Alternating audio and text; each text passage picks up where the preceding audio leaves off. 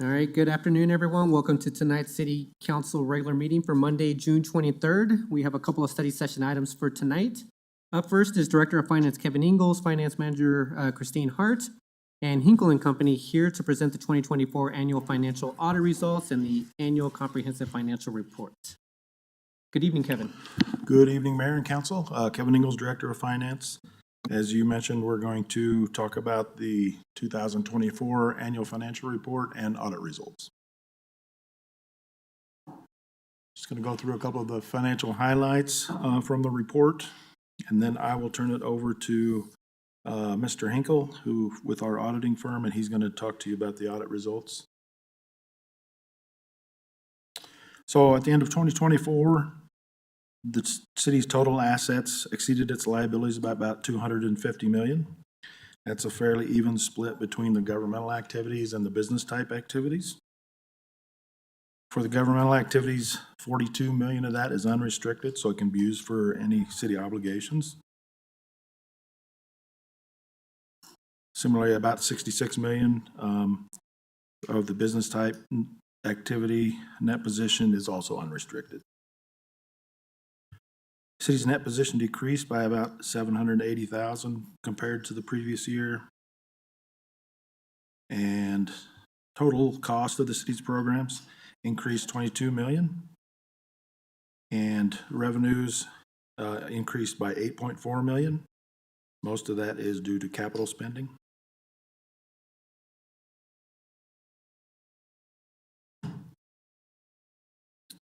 The business type activities, revenues increased by $6 million, or about 13.4%.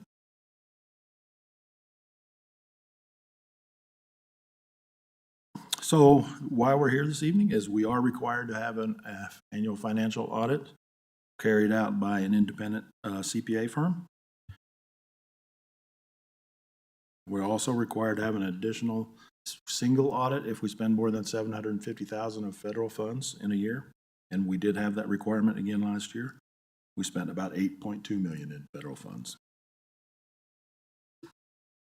Hinkle and Company, our auditors, have issued us a unmodified or clean report, and that's what your goal always is when you go into your audit.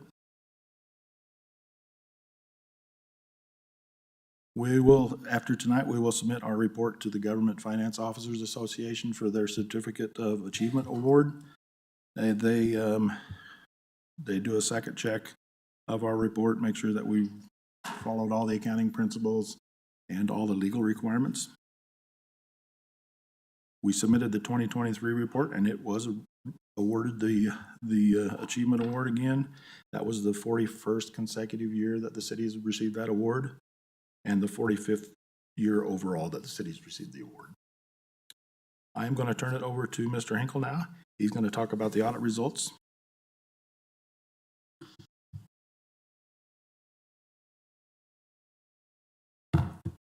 Thank you. My name is Jim Hinkle with Hinkle and Company CPAs, and we did do the annual audit of the financial statements. We start off our audit by updating our understanding of the city's internal accounting controls and policies and procedures. We look at all of the cycles, the payroll cycle, the cash receipts cycle, the cash disbursement cycle, and the cash management cycle, and we look to determine whether or not there are a segregation of duties. Accounting transactions typically take 3 steps: the initiation, the approval, and the recording of that transaction in the books and records, and we do not want to see one person doing all 3 of those duties. That's the segregation of duties. We identify then the control features within the internal controls, things like approvals of invoices before payment, approvals of accounting coding before the recording, things of that nature. And then we select random samples of transactions to verify that those control features are in fact working as designed and can be relied upon. We do that for 2 reasons. The first is we want to determine if there are any significant deficiencies or material weaknesses in the internal control structure. A significant deficiency is defined as a design flaw in the system of internal controls that would allow an error to go undetected in the ordinary course of business. And a material weakness would be a significant deficiency that could result in a material misstatement to the financial statements. And based upon our analysis and all of our testing, we did not find any significant deficiencies or material weaknesses. That's the answer you're looking for. We also use that for us to design our tests and procedures and work with financial statements. We primarily use what we call substantive testing, which is test the details. It's pretty much what it sounds like. We drill down account balances, we look at the underlying transactions, and we compare those to supporting documents such as invoices, cash receipts, contracts, agreements, to determine that the transactions are recorded correctly. And then we use a lot of analytic review procedures where we compare the current year to the prior year, to budget, ratios within the financial statements, and we're looking for relationships that we either can't explain or didn't expect. And if we find more of those, we do more tested details. The end result is our audit opinion. As Kevin said, it is an unmodified opinion. In layman's term, that's a clean opinion. States that the financial statements have been prepared in accordance with general accepted accounting principles. And that's also the answer you want to hear. You did receive or expend more than $750,000 in federal award expenditures. That then brings you into what's called the single audit. That name comes from the fact that you have one audit for the financial statements and for compliance of all federal award programs, as opposed to having every Department of Commerce, Department of Labor, et cetera, come out and audit their own programs. We issue two opinions with respect to the single audit. The first one is in reference to what we call government auditing standards. And that's in the title of it. And that basically looks at the city and asks the question of, do you have the internal control structure in place to know what federal programs you receive money from and what the compliance requirements are? And then any compliance errors or issues we disclose in that report. And as that sounds simple, sometimes when money's passed through the state, it's difficult to determine what are federal dollars and what are state dollars. But based upon our work, the city does have the internal control structure in place, and we did not have any findings on federal grant programs. So your audit report is also an unmodified or clean opinion. The second report regarding the single audit is what we refer to in compliance with uniform guidance, and that's where we select specific programs and we test in detail those programs to determine if the city complied with every aspect of the compliance requirements. And we tested the coronavirus program again, as well as the highway planning and construction program. We select a sample of the disbursements. We go through those disbursement items to determine if they were complied under the program, as well as all of them. That is also an unmodified or clean opinion, that you have the internal control structures in place for those programs, and we had no findings or question cost on any disbursements with those programs. So all in all, we had three opinions, three clean or unmodified reports, and no exceptions or findings and question costs with the federal programs. Finally, we issue a those charged with governance letter, and management has that. And if we have any issues during the audit, we're required to communicate that in writing, and we did not have anything negative to say. We did not have any disagreements with management. We did not have any difficulties in the course of the audit, and we did not have any errors in the books and records that we found that required adjustment in order to be in compliance with general accepted accounting principles. So all in all, it was a good, clean audit. And as Kevin said, we are well in advance of the deadlines. The GFOA deadline is June 30. The state deadline isn't until July 31st, so that the city has completed the audit well in advance of those two deadlines. Any questions? Mr. Hinkle, thank you very much for that presentation and explanation. Open it up for questions. Go ahead, Member Ward. I noticed a page in the audit, it's budgeted versus actuals. Yes. And the chart, when I look at it, it says it excludes sales and use tax, which is our single largest source of revenue. Is it, I have to admit that I just skimmed this, so is that on a different page, or did we purposely exclude it for a specific reason? What page are you on? It's page 25 of the book, chart 6, budget and actual revenue by source, general Is fund. that in the back, the statistical section? Yeah, I think that's in the statistical section, yes. We do specific reporting on sales and use tax other places in the report. Okay. And do we Just because it is one of the larger numbers. do budget versus actual in that specific reporting? Because that's what concerns me the most. Yeah, frankly. there's a section in there that just reports on the general fund, and it has budget and actual and prior year. And sales and use tax is Yes. broken out in that Yes. section. Okay, thank you. Yeah, just as, there's a section 1, 2, and 3. Section 2 is the financial statements, the footnotes, and those do include detailed budgetary comparison schedules. That's probably where you want to look, as opposed to section 3, statistical section, which is only required by the GFOA for their achievement award. Any further questions from council? All right. Or Mr. Hinkle, Mr. Ingles, thank you very much for the presentation. Thank you. Thank you, Council. All right, we're moving on to the second item. We have the Finance Department, the City Manager's Office, and the leadership team here to present and review the preliminary 2026 operating and capital requests. John, do you want to kick us off on this? Thank you, Mayor. Good evening, Mayor and Council. Just wanted to give a quick overview of what we'll be doing. Director of Finance Ingalls will be giving you kind of the lay of the land on where we are from a budget starting point. Deputy City Manager Dodd is going to be walking you through some cost savings and revenue generation ideas that 100+ supervisors went through over the last couple of months.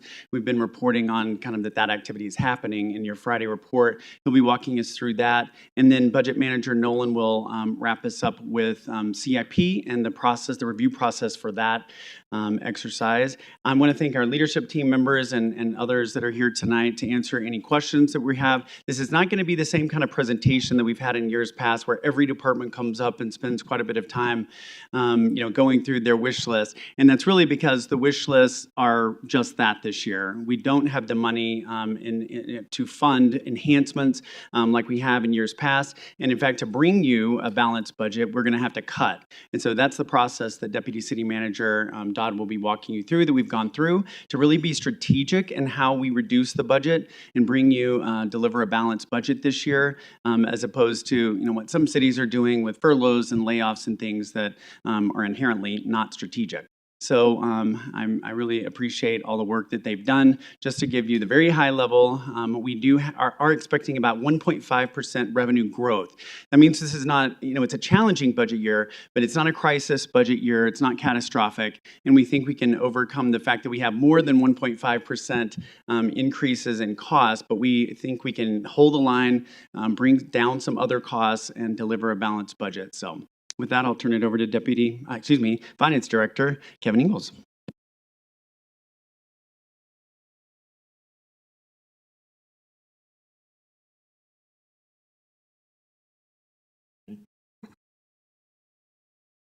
All right, good evening, Council. Kevin Ingalls, Director of Finance. Tonight, we're going to be looking at the operating and capital budget requests. We're also going to take a quick look at where we're at for 2025. And then we will look at the total list of enhancement requests, followed by the capital prioritization result. So here's our budget calendar. We're at the final stage of Q2. After tonight, we'll take back council recommendations and work on bringing you a proposed budget in August.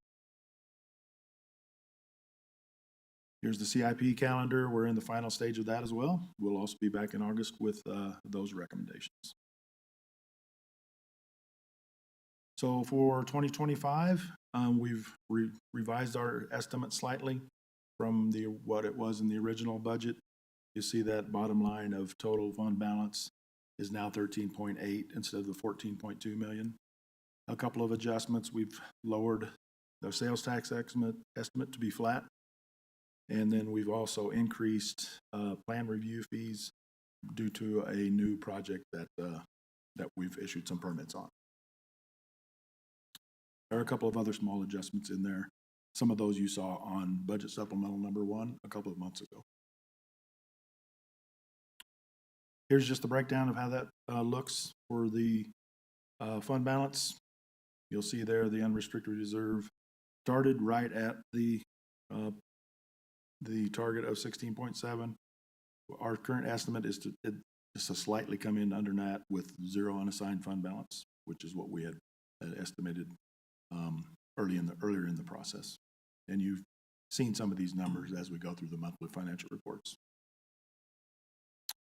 All right, I'm going to turn it over to Deputy City Manager Dodd now. He's going to talk about some department initiatives and how we're scoring those and how we're going to try to move forward with some of them. Thank you, Director Ingalls. So as you're well aware, a lot of cities, when they look at forecasts that don't look particularly rosy, they often give directions to cut across the board. Sometimes it's something like 3 or 5%. We decided to do something differently. We decided to do something that's based in a business principle called Blue Ocean methodology, and we didn't follow it to the T, but essentially in this methodology, there's 4 things that you look at. So you basically look at the goals that you want to achieve, in this case, the goals that are presented to us by council as part of the strategic planning process. And we do a fine-tooth comb process through everything we do. And we look and say, okay, to achieve those goals, could we reduce this program or initiative and still achieve goals? Do we need to create something new to achieve goals? Could we eliminate something and still achieve goals? Or do we need to slightly increase it? And so that was the methodology that we took. And as City Manager Lewis mentioned, this was a very inclusive project. So it started in mid-April with a worksheet that went to directors first. Many directors that engaged their leadership teams in their departments in generating ideas. We then sent the entirety of that document to the entire supervisor group, which is about 100 employees. We got their feedback. We also presented it to a group of employees we have called the Employee Advisory Council, and also got their feedback. And so really what you have in front of you is a compilation of many inputs that we got from different groups. It's also important to note that it is ranked on a 4-point scale. So we rank them 1, 2, 3, or 4 based on the feasibility of implementation. So the ones that you see in front of you tonight that I'll go through in a few minutes are those that are ranked at a 1 or a 2 level. So ones ranked at a 1 level mean that we can basically implement it within the first 3 months of the next fiscal year with minimal impact. Things that the city departments basically have the authority to do for the most part. Level 2 would probably require, in many cases, would require council action or would require engagement with other stakeholders. And for those, we estimate that to be about a 6-month period. We do have some level 3 and level 4 ones that you don't see here tonight. Those are ones that would take significantly more study time and resources for us to be able to bring back to you. So some of the themes that you're going to see that I'm going to go through are things like reduction in printing and mailing costs, sponsorships to continue successful programs and events, elimination of small initiatives that don't meet specified goal areas, elimination of memberships and dues that the city is not fully utilizing or not bringing substantial benefit to the city, and then the holding of vacancies and waiting to fill them. So those are just some of the kind of general themes. I'm not going to go line by line. I'm just going to kind of highlight a few on each slide. Sorry. And I first want to start with revenue generation ideas. So as City Manager Lewis noted, when we started this, we basically asked the leadership team to look at both revenue ideas as well as ideas for cost cutting. So some of these that you see here on the bottom, or many of these are level 2. That means that for the most part, these would require engagement with council as well as in some cases engagement with outside agencies. Some of these relate to fees, so things like at the fire marshal's office is also including document fees. There are a few other fee ideas, the level 3 and 4 levels that we don't have in front of you today. But again, these are all things that would take some level of engagement and approval in most cases with council. The first one is just eliminating some of the recruitment fairs that we're doing that cost money and trying to bring those in-house. There's also a revenue generating idea with HR that actually I think was a level 3, but that we actually hopefully are going to be bringing to you later this summer, which is a shared employee training program with the city of Sheridan that would generate some money for the city of Englewood for a training program that we already run. So next I'd like to go through some of the cost savings ideas. So again, some of the ones you see here on the screen, like National League of Cities, this is a membership that we're not fully utilizing. Elevate Englewood is an example of a sponsorship. It's a great program, but how can we leverage dollars of some of our partners? The Management Fellow Program is a big one, relatively speaking, compared to some of these others. We have a great, as you know, Management Fellow, and it was agreed upon that it would be a 2-year program. So that will be ending in December of this year. So we're proposing to not re-up that program. The annual report, thinking about how we could do that in a different manner. The neighborhood improvement grants, the suggestion would either be to eliminate or reduce it. Again, you see here some of the ideas related to bulk mailings and things like that. That, as you know, postage keeps going up, and it is a substantial cost for the city. Also, some of these that you see here are ones that are holding positions and not filling them. So the first two are like that in the courts. Also, then you see printing. The ACH one is a big one. Right now, we offer vendors the option of doing printed checks. It may not seem like a large expense, but the staff time, the cost of printing, the cost of mailing in some cases. And so we are all set up for ACH payments, as many of you probably use for other things as well. And so that's something that we want to be able to look at with our vendor payments. Again, GARE that you see here, that's something that is a membership that we're not fully using. Employee council membership is something that we're not fully using. The drug test one is kind of an interesting one. It's kind of reshaping how we do drug testing and maybe decreasing the drug testing that we do for certain positions. The language pay program is a program we started a couple of years ago to ensure that people who speak different languages in the city are able to access our services. We still want to keep that program, but we've had a lot of people sign up for languages that aren't being fully utilized, and so we want to be able to modify that. And then, some vacancy savings here, some small modifications on some of our events that we do. The Malley Center one is all about sponsorship. So again, one of the themes that I wanted to highlight here. And then finally, the last slide, some of these, a drama program could be an opportunity to generate revenue. So this actually will probably be in the revenue section. Snowplow, as you remember a few years ago, the snow plan was modified to change the threshold for plowing residential streets. And so we could consider changing that, because obviously there's an overtime cost as well as some other costs associated with that. And then you see here on the bottom, some ideas that need a little bit more time to look into, but things like eliminating some level of travel, working with our bargaining units to decrease clothing and boot allowances, as well as reducing cell phone usage, and then the fleet inventory, maybe trying to keep vehicles a bit longer.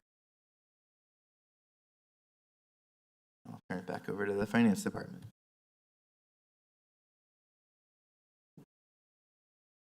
Thank you.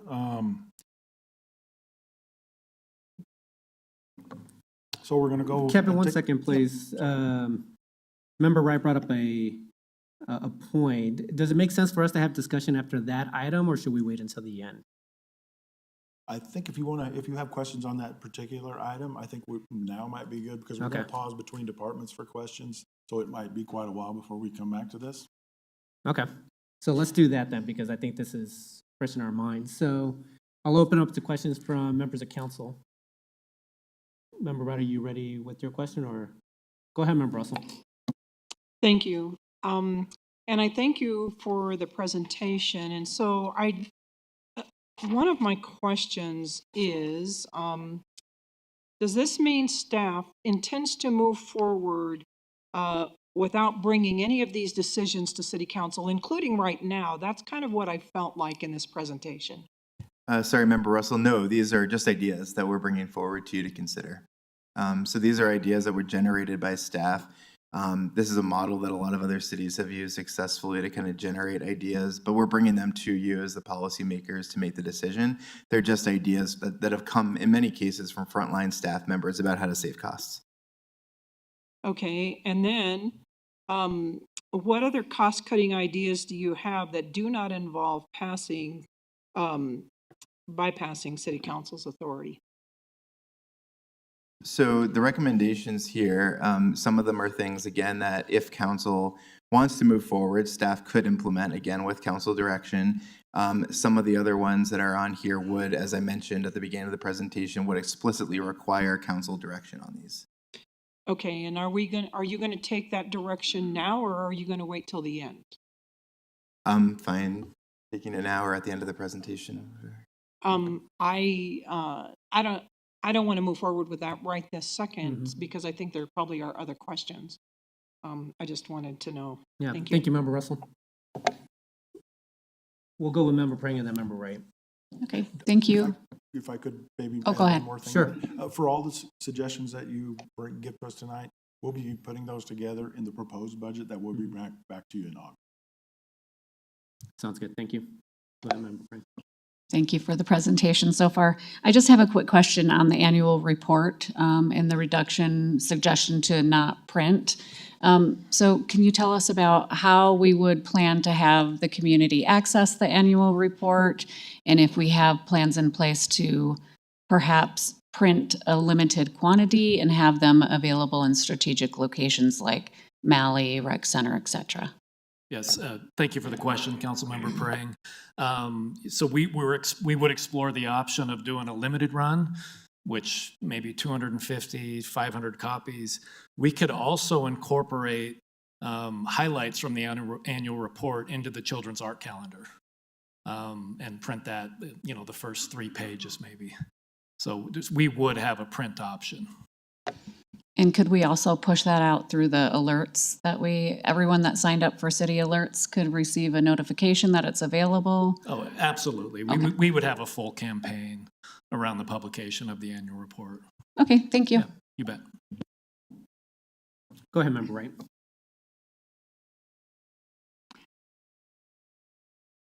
Okay, I agree with a lot of things on here. I actually,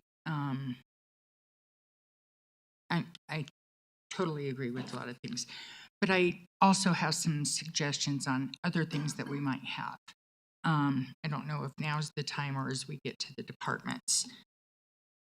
The print thing, I'm almost hung up on it because there's so many people that call me constantly because they have trouble with the website. The website has been a hang up for me for a long time. I know that we want to have a new website, but money is an issue with it, and it's a big issue now. So a lot of people do not have access. They don't have the ability to come here and pick up a copy of it.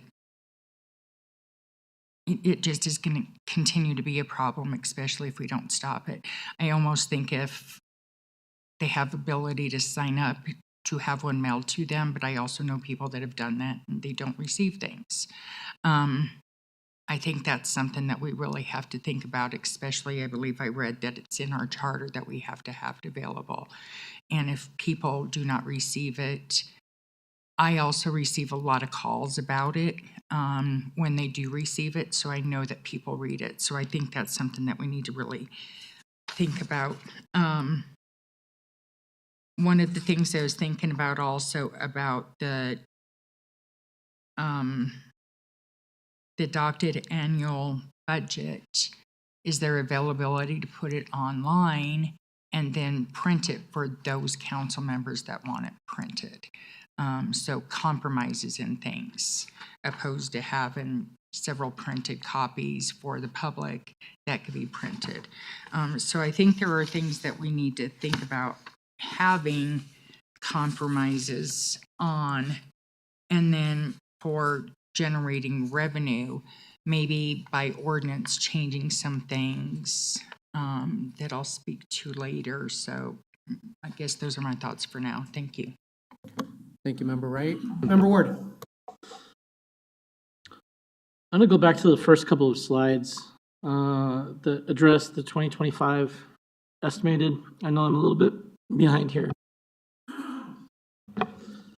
It appears from my reading of this second slide that we're in a position approaching the end of 2025 where we must, in order to balance our budget, draw from reserves below the threshold that council has assigned at 16.7%. That is the current estimate, to drop to 16.5 instead of 16.7? And that's because we don't have any other money that we can tap into to balance the budget other than that reserve money that we've set aside at There would not be any other 16.7%. general fund money that you could use. Okay. There are other funds available in other funds, but we haven't taken that approach in the past. So anytime we look at cuts, it's a sensitive topic.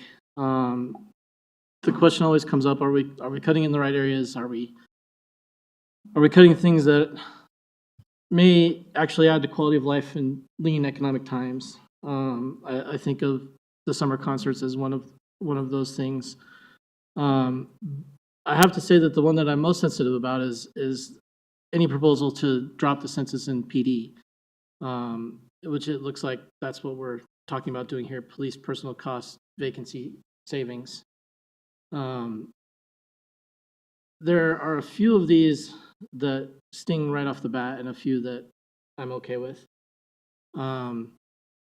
Travel, I think in lean times, international travel is almost always entirely unnecessary.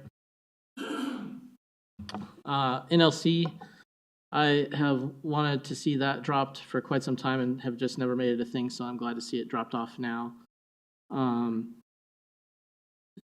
There was one of these I wondered, there are at least a couple I wonder if there's an opportunity here to do some cooperation with the DDA and replace what the city was spending general fund money on with DDA funds. And I think there's room for discussion there. Those are, I think, offhand the specific items I saw that drew my attention. And that's all I have right now. Thank you. Thank you, Member Ward. I was going to bring up the DDA as part of it when I get to my part, but City Manager Lewis, do you have something to add? Yes, thank you, Mayor.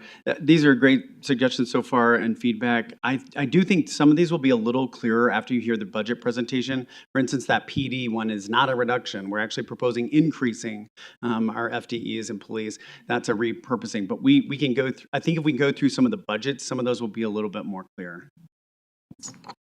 Thank you. Let me just chime in just because Member Ward brought it in. I did wonder, have we spoken with DDA at all regarding some of the, or just around the events?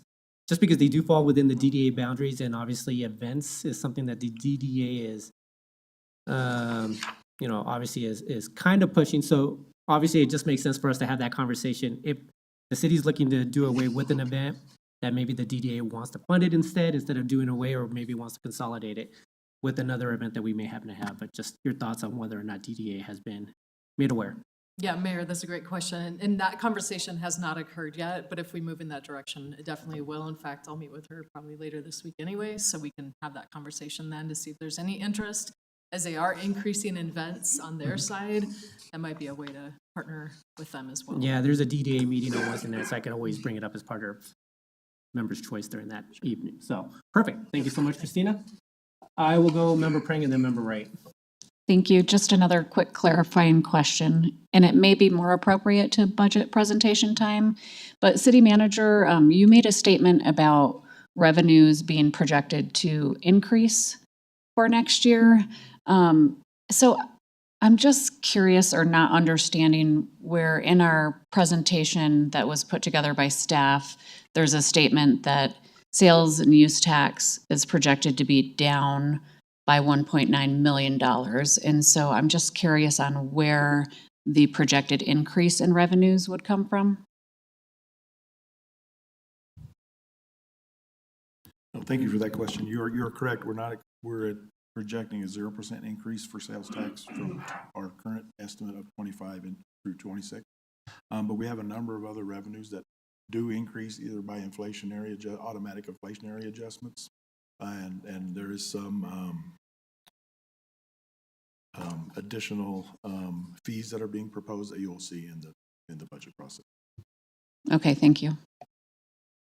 Member Wright. One more. Have we looked at the neighborhood improvement grants? Opposed to getting rid of that, possibly cutting it in half. I know it's a very popular program, so instead of putting it on pause, just to look at. Yeah, and I think that, thank you for the question, Councilmember Wright. I think that is what we did propose in lieu of. Number of grant, I see it Yes, now. I don't think this slide has been updated, but rather than eliminating it, we could simply reduce it, both the neighborhood improvement grant and the Get to Know Your Neighbor grant. Oh, and I didn't see that one listed here. And Member Wright, and for all of council, one thing that we're really looking at is what line items have we not used everything in? So if we're not using, if we're budgeting more economic development grants or more neighborhood improvement grants than we actually have requests for, then we need to reduce those line items to what we're actually receiving requests for. And so that's what we've really been looking at. And that goes for, personnel and travel and training. I mean, we, in the city manager's office, we're cutting our travel and training budget because we're, annually not spending all of it. So we're really trying to right-size the budget down to what actual spends are.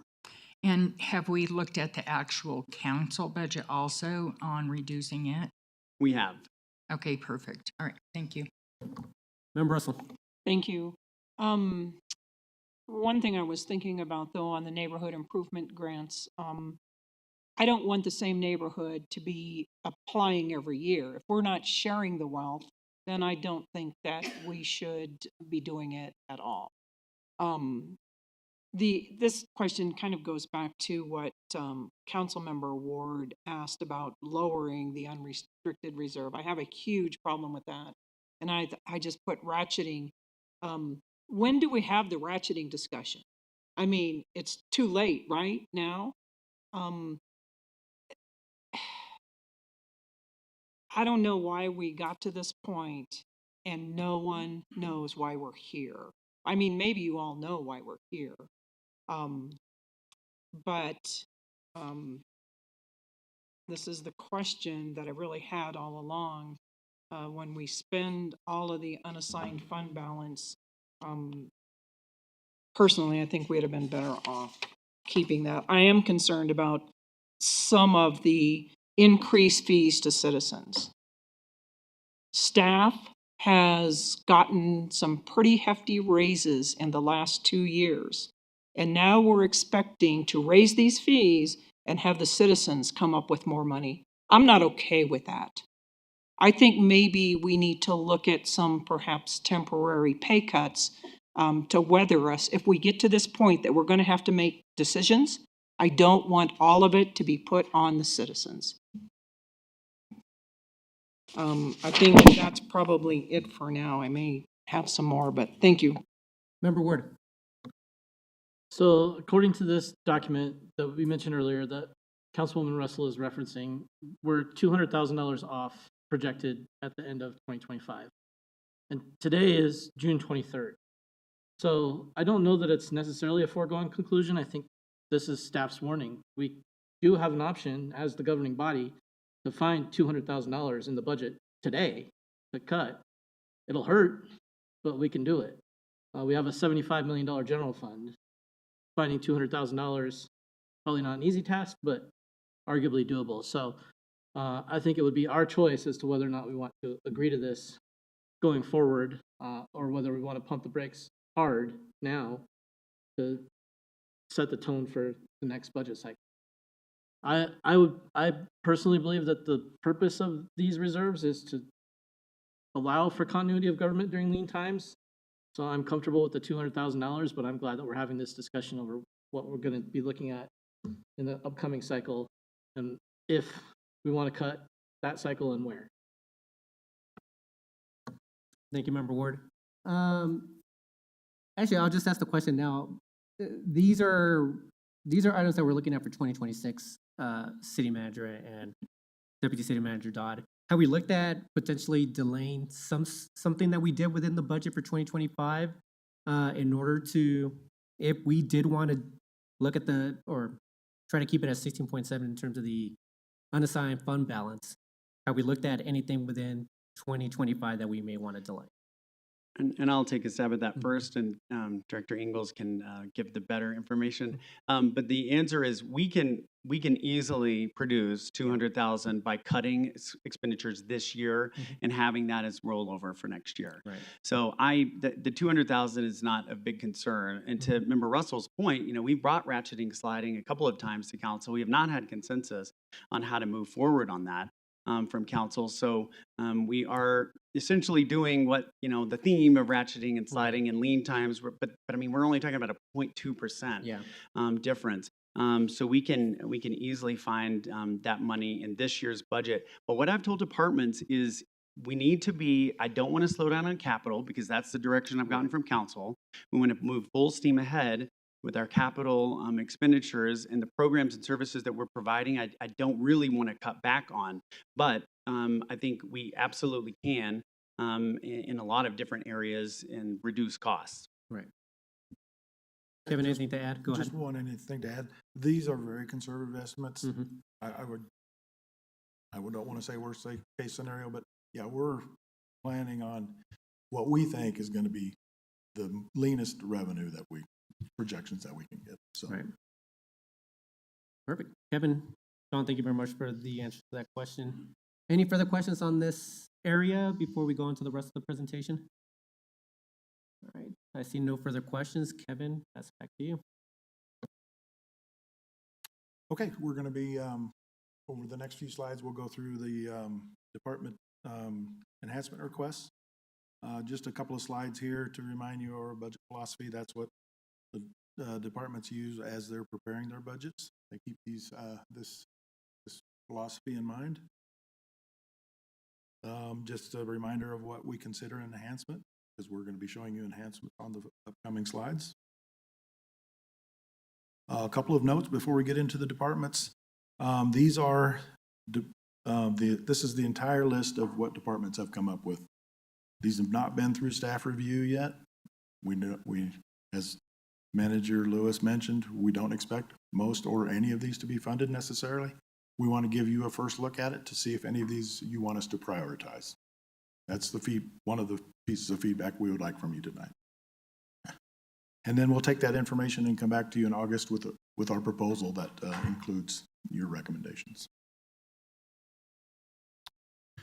Okay, so here's the department layout. We're going to go through, this is going to be very high level, and we'll pause between departments for your questions, so we're not going to go through each line item. But if you want to have questions, we do have staff available to answer those as we go through the departments. You'll see city clerk and city attorney do not have any enhancements. So first up is the city manager's office. There are 2 items on there and 1 revenue, slight revenue increase. This is all that's on the city manager's request list. So if you have any questions, we'll address for city manager right now. Member Russell. Go ahead, Member Russell. Thank you. So on the Sustainable Business Partnership, we have a one-time cost of $8,500 and we will get $4,250 revenue. So it's costing us $4,250, correct? Yeah, that's correct. The revenue will be generated from the other 2 cities that are part of the partnership. So are we getting more bang for our buck even though we're bringing somebody else on? I mean, we're having to pay more money to that program, correct? Yeah, so basically what it would be is scaling up the program, so buying some additional materials and maybe doing some additional events and things like that. It is through an IGA, as of course you're aware. It's a partnership currently with Sheridan and Littleton. And so this would basically be, yes, Englewood would be paying about $4,000 and change for a more enhanced program, and then we would be getting, $4,000 and change from the other 2 cities for their part of it. Okay, thank you, I appreciate that. Any other questions for the city manager's office? All right, next item. All right, next up is the municipal court. They have 0 expenditure requests and just 1 fee increase for vehicle registration and administrative fees. Any questions on court? Go ahead, Member Russell. So this is a state unfunded requirement, correct? The state is requiring this?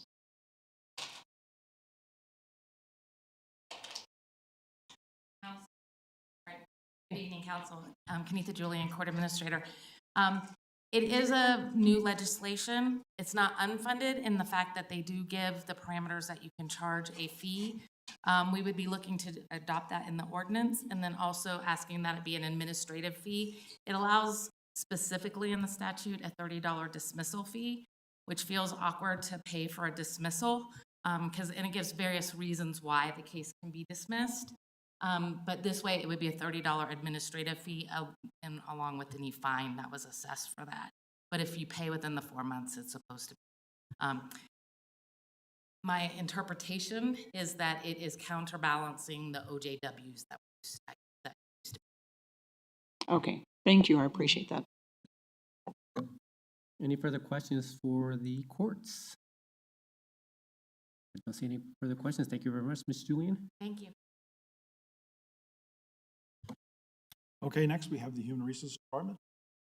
They have 6 expenditure requests and then 2 potential increases for revenue. Any questions for the Human Resources item? Any questions from council? Go ahead, Member Russell.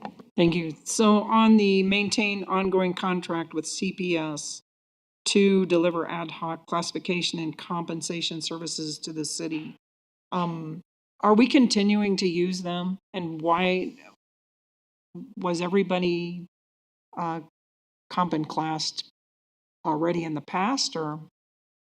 I believe we have Director Weisky online. Correct. Thank you for the question. Yeah, we have done our class and comp projects in the past. That's an ongoing process, though, to make sure that we remain market competitive. What we have done is we laid off the individual who was in that position last year. And since then, it has resulted in a savings of about half of the salary to be able to maintain CPS as our ongoing contractor. So it's actually a cost savings. And this is what City Manager Lewis was talking about righting the ship. This is just representing the reallocation of that position to about half the cost for a contractor to take on those projects. So is it saving us the $50,000? So what I'm able to do with the existing funding for that position is fund the contractor and then also fund other aspects of what I have in my enhancement requests, which is a learning management system and enhancements to our leave management system. So I'm able to enhance the services that we're providing to our employees, which makes us more efficient as an HR department and makes our employees happier, while maintaining the exact same budget level that I have with that position. So it's a evening out. I'm reallocating that funding to other things. So it's an evening out of what's going on in the city, but it's still costing us $50,000 to do it. Right, it's still an expenditure, correct? Okay. All right, thank you. But to be clear on the terminology, layoff equals reduction in force. Right. So the position was eliminated, which has resulted in salary savings. Member Nunekamp, I think you were first, and then Member Wright and Member Frank. I have a question about the language pay testing, and I'm trying to connect what I'm seeing in enhancements with what I'm seeing in cost savings. So correct me if I'm making the wrong connections here. So this is we want to spend $1,500 to establish a budget, and the cost savings would be $1,000, if I'm reading that correctly. I'd like some clarity on that, and what is costing $1,500 to establish the budget? So currently the program for language pay is not funded in my budget at all. And so I've just been absorbing those costs. And so what I've proposed is that I have a line item for that program, because otherwise it's not represented in my budget. And so that 1,500 is an ask to have that allocated in my budget, since it's a program that I'm currently paying for and absorbing in my budget right now. And I've had to come to city council previously for a budget supplemental because my budget did not cover certain aspects, programming. Thank you for that context. And can you help me understand that and how that connects to the language pay program cost savings, or are they not connected? They are connected. So in the same breath, I'm asking for a line item, but I'm also asking to revise that program to be more strategic. Right now, it's a free-for-all, allowing for everybody to, whether we we have a need for that language or not, that person is eligible. So this would be putting parameters around that program so that we can be more strategic about the language pay that we're paying out, and so that it's beneficial both to the city and the employee. And so that's what that cost savings would be. Thank you. Member Wright. Thank you.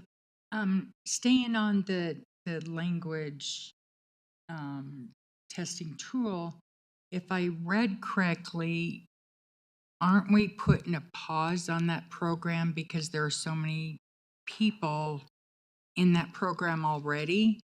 So couldn't we put a pause on this language pay testing tool also for a year or so? That could be something that we look at. That wasn't what I was proposing, but that's certainly a policy decision that we could evaluate. Essentially, what I was proposing is that we are more strategic. Maybe we designate that at Civic Center, we have X number of employees that speak Spanish, X number of employees that speak whatever other language, Chinese or whatever it may be, that we would need based off of a study. So we would evaluate what we would need at each location, and then we would allocate based off of that, as opposed to having it a free for all staff. So I guess my question would be and I'd have to go back and find it, I believe it said somewhere we had 40 people, majority Spanish, 1 German, and 1 other language, if I remember correctly. Is this tool currently used to test them and decide based on how well they spoke that language if they would stay in the program or not? Or is it going to be through attrition that they would leave the program? Those decisions could be worked out based off of council direction of whether or not we wanted to modify this program. Either of those options could work. To go to your first question, it is to establish that they are competent in that language and able to provide interpretation services. So we want to make sure that we're paying somebody that premium that can actually speak the language and provide that level of service that we're asking them to provide. Okay, and I guess this goes to a question that I wanted to ask earlier, but I waited.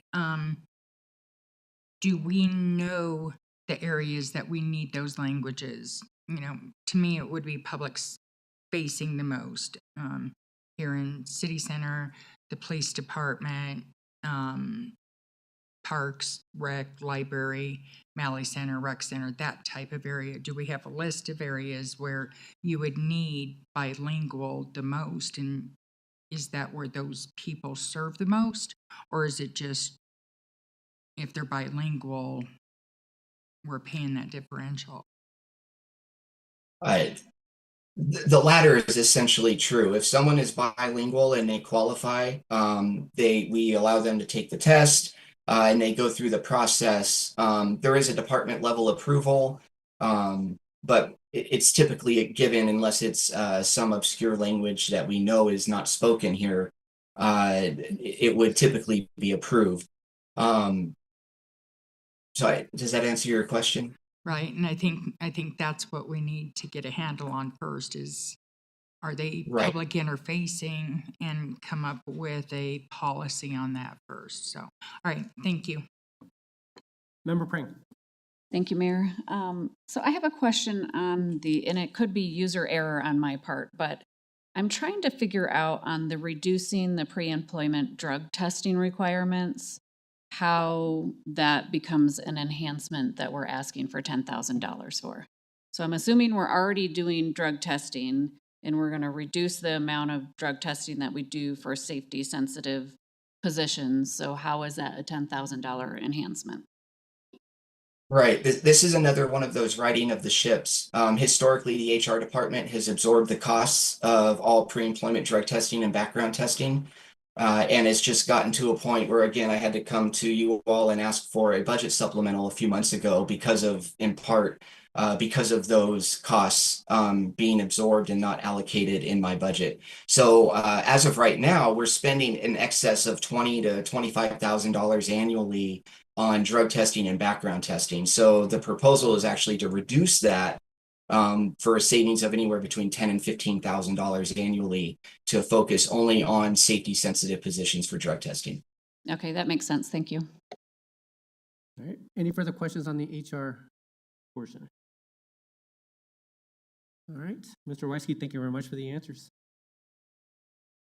Okay, next we have the Finance Department. There are 4 requests and 1 small decrease in a revenue lineup. We'll answer your questions on this one. All right, any questions on the finance portion? Go ahead, Member Russell. Thank you. So do these tax enforcement items generate revenue? Yes, they do. Okay. Potentially, they. Sometimes it could be an audit that results in back taxes being due to the city, but I would say generally they do. Okay, thank you. All right, any further questions on this section? All right, go ahead, Kevin, on to the next item. Next is the Information Technology Department. They have 4 expenditure requests and 1 small reduction in fees that they charge back to departments. And their requests include 2 FTEs. Questions for IT? Any questions on the IT portion? I'll bring up the cybersecurity because I know that that's been an area that we spoke of, I think, last year. So we currently don't have these 2 FTEs in place today. Do we hire anybody last year as part of this program? Trying to think of when we had the discussion. We didn't get any new positions. Okay, so these are the 2 new FTEs for cybersecurity. Yeah. Okay. Just the same request that we had last year. Okay, perfect. And then in terms of the Copilot AI, can you give a little bit more information on that? Is that just Office specific, Microsoft Office functionality, or? Copilot is a Microsoft product. It integrates very well with other Microsoft products. That's kind of the benefit of it.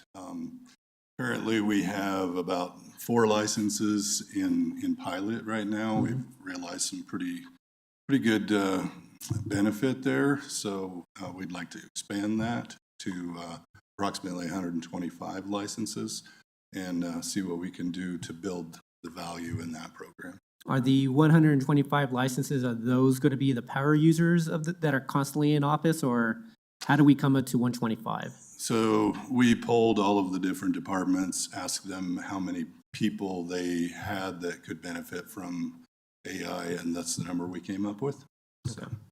So it isn't necessarily power users. This would be anyone who felt like they could benefit from that. So. Okay. Thank you very much. Any questions on this item from anyone else? Go ahead, Member Wright. Thank you. Thank you for being here. I know how important the cybersecurity is. With the AI, would you support a phased-in approach with the way that we're looking at the budget right now?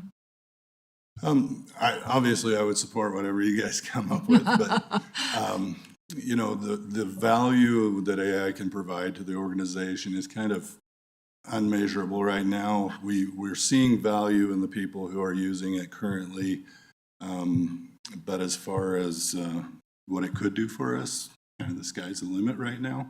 There are benefits in terms of obviously efficiencies, but security, things of that nature. We can benefit from Copilot in looking into our assets in terms of files that we have on the network and storage requirements that we have currently. We can use Copilot to evaluate that information and show us ways to save money through the storage in those cases, as well as to better leverage all of those files. And my husband likes AI, so he'd probably say absolutely not. So, okay, thank you. Member Nunnenkamp. Thank you for this information. If I'm reading this correctly, all of your requests are tier 1. Is that correct? Yeah. So if, as we went into this conversation saying, we know not everything's going to get funded, can you help us understand what risk exists to the organization if some of these don't go funded, especially some of the things around the staffing requests? Yeah, so there are a lot of things that we need to be doing as a department in terms of security that we're just not doing. We do them the best we can as we have time, as we have resources. And so it's exposure. And it's really just a question of how much risk is the city willing to take on in those areas. Again, if we don't get any of these things, we'll do our best and we'll close as many gaps as we can. But it's really about, how much can we afford to survive, I guess. And we're I don't know if we've ever formally kind of identified our risk tolerance or our risk appetite as an organization. I would say my personal opinion is that it would be quite low. But do you have a sense of the risk that currently exists when it comes to some of the security things you're mentioning? Are they within appetite, or do you think they're severely outside of where your experience is? Can you help us understand the level of risk? Yeah, I don't know the exact number, but a cybersecurity incident like a ransomware, I think it's north of 2 million, and in some cases even more. So really it's about, trying to do the best we can and making sure that we're keeping those risks as low as possible with the funds that we have. Thank you. Actually, one other question regarding the event management software. What is that going to sit on top of? Is that sitting on top of all our systems, or is it just a finite amount of systems that it's going to be monitored? It would be sitting on top of all of our systems. Okay. And that would be a 24/7 monitoring, threat Right. detection, that sort of thing. Okay. And that includes utilities or is it just city? It should include utilities and yeah. All right. Any further questions from council on IT? All right. Thank you so much. Thank you.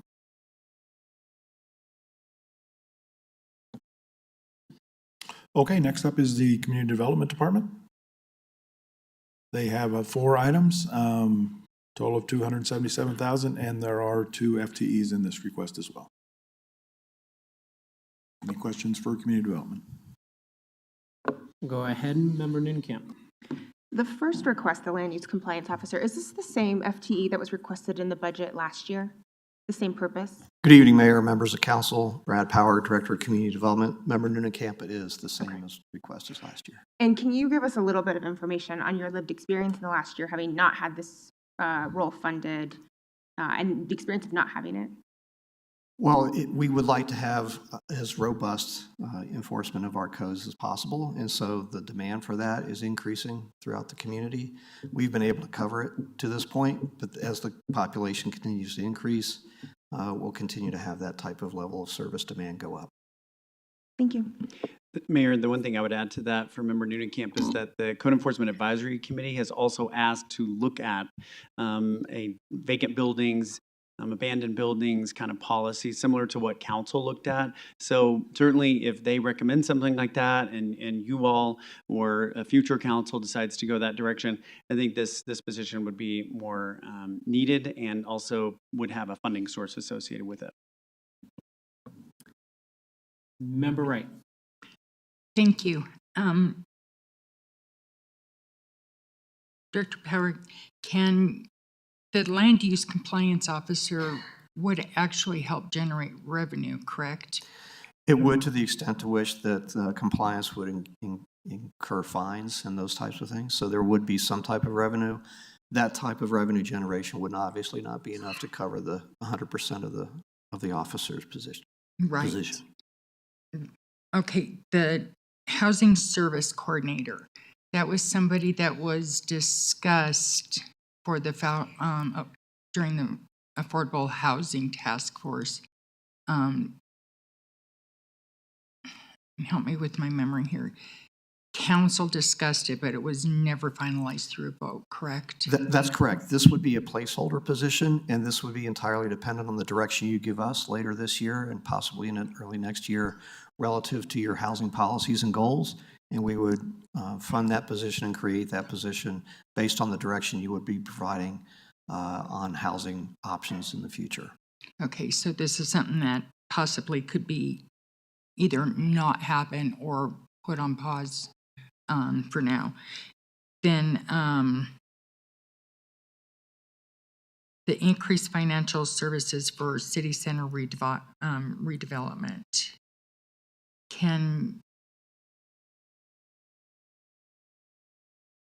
I have a paper copy, so I didn't see all these little. Okay. All right. And then, did I read somewhere the building division code books, putting that online only also? It would be, the expense would be for both online and in print code books that our inspectors use in the field. We're going to be shifting to the 2025 code based on your vote, hopefully later this year. And this will be for the purchase of both online and print in that material for those new codes. Okay, and I would assume that those are important to have print books to give to whoever the inspectors are out speaking to hand them to say, here, this is the violation, this is what you need to do. That's exactly how they're used every day. Okay, that sounds reasonable to me. All right, thank you so much. All right, any further questions for community development? I don't see any further questions. Thank you, Brad. Thank you. Okay, next up is the Communications Department. Just one small fee increase they are recommending. I don't know if there are any questions on that. That's for rentals.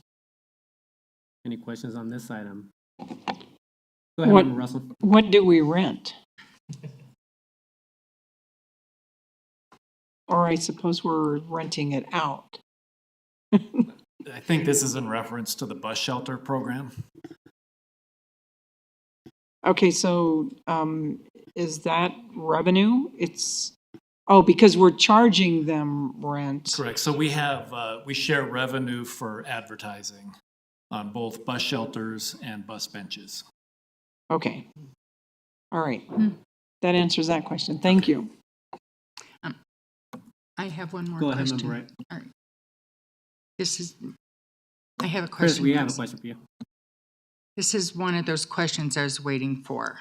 When we were looking at reduction in expenses, was there any discussions on reducing the wraps or the wayfinding and stuff like that, or even deferring it for a couple of years? Because that could be 100,000 plus that we could save. Right, that's part of the capital improvement projects, and I think that was something we hadn't looked at, but could at council's direction. Okay, and even if we had to pause it for a year or two until things look better. Okay. Correct, yeah. All right, thank you. All right, any further questions on this item? All right, seeing none. Go ahead, Kevin. Okay, now we have Parks, Recreation, Library, and Golf. They have 2 general fund enhancement requests. One has some revenue tied to it. And for the golf, they have 1 expenditure request, which is an FTE, and 1 increase in fees at the golf course. All right, any questions on these items? Go ahead, Member Ward. I think it's actually further down, but looking at the capital requests was going to be my comment. Do we want to take capital request questions right now for Parks and Rec? Yeah, go ahead. Go ahead, Member Ward. I just think this is a place where the presentation gets a little murky for me, because we just approved a gigantic bond. And so we have this pool of bond dollars, but we also have general fund stress in the coming cycle. So one of the things I think would be helpful for me is to be able to make some determination or have some quick and dirty means of seeing what we've funded with bond dollars and what we're still relying on the general fund to fund. Because if I have to look for cuts, I'm not going to look for cuts on things that people authorize with a vote. I'm going to look for cuts on things that we didn't ask for their money and tell them we were going to do and not be able to perform on it. Director Underhill, are you able to answer that, or? Yeah, I can address that, and that's a good question. I'm Christine Underhill, Director of Parks, Recreation, Library, and Golf, and that's a great question, and that's something that we've looked at. So if you remember back when we were doing all the capital, or the bond presentations, we had over $70 million worth of need in our park system to address, and so ultimately we are shaving off some of that $70 million through the bond passing, and we'll be able to address many of the issues we've been having in our parks. But that still leaves potentially another $30 million that we need to continue to address, and that's what the general fund, that's ongoing annual maintenance that we have to perform on our parks on a daily basis, especially this time of year.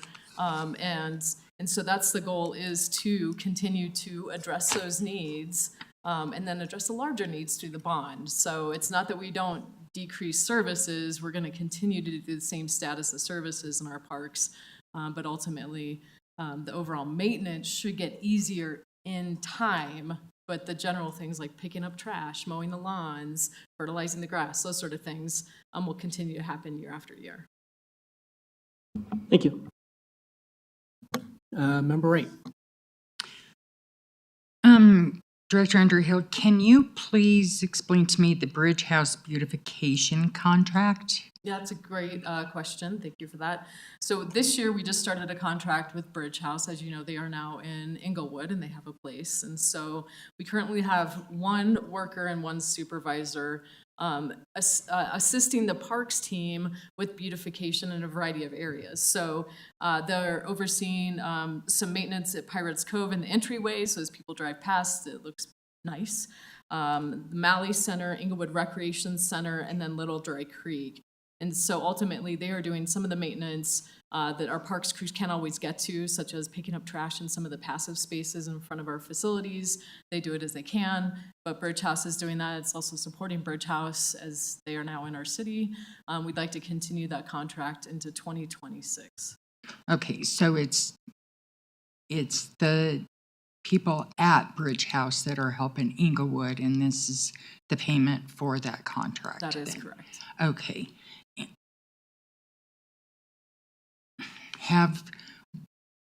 Since Bridge House is in Englewood, but it's a joint venture with Sheridan and Littleton, have we talked to them about helping out with this?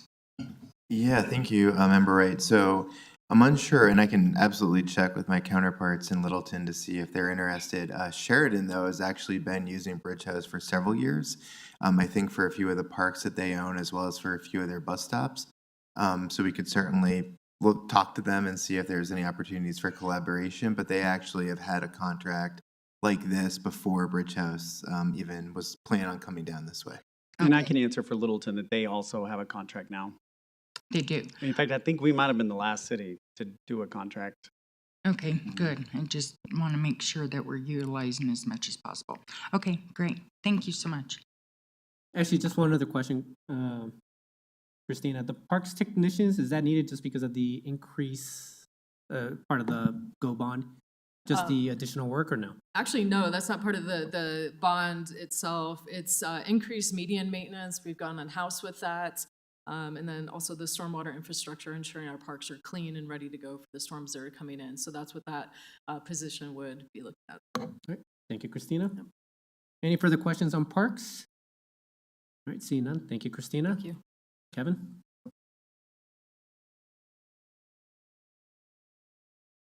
All right, next up, we have the police department. They have 5 requests with expenditures. 3 of those have significant offsetting revenue items with them, and 4 full-time equivalents. Any questions for the police?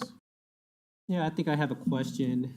Chief, regarding the flock safety cameras, I know that there's been a lot of discussion in Denver There's a case about Loveland sharing information from the block cameras with the federal government. Do we have processes in place to prevent that from happening? I guess Dave Jackson, Chief of Police. Thank you for the question. I guess the answer is we do not share with federal agencies. I'm not sure if there would be a way in the future. I don't know, but I can tell you we don't share that, or we would not share that. I'm trying to think of a scenario. It would be a specific type of local investigation where maybe let's say, for example, a kidnapping where the federal agents were helping us or something like that. Maybe a time that we would do that. But I think that their concerns were specific to immigration, and that's not something that we are. Yeah, and I understand that we are able to share information if there is a warrant or something along those lines. So there are ways that can be shared legally. That's the part that gives me concern. I don't want to go down the path that Denver went where they just completely did away with the contract. I just want to ensure that we're not sharing information that we shouldn't be sharing. Thank you for the clarification. So, regarding the sworn officer, the SROs, a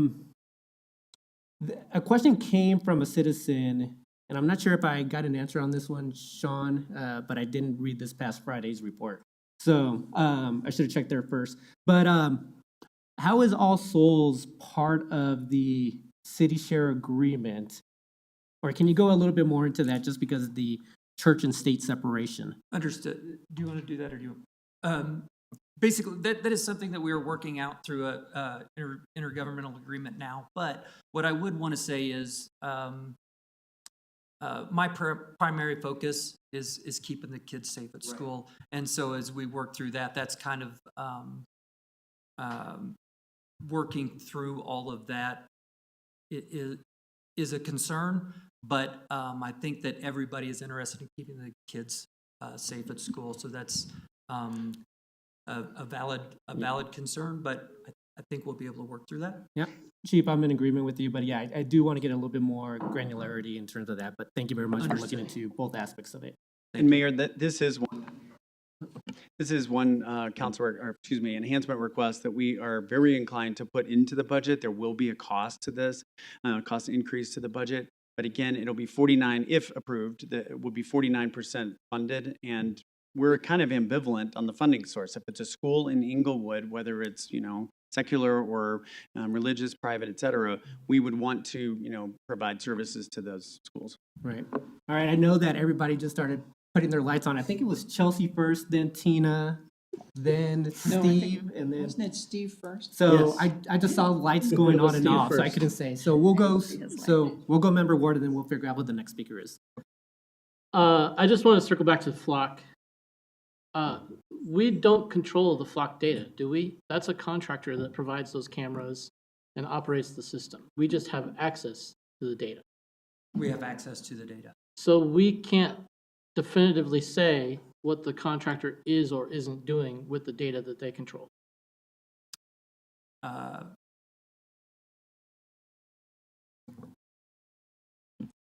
guess the answer to that is you are correct.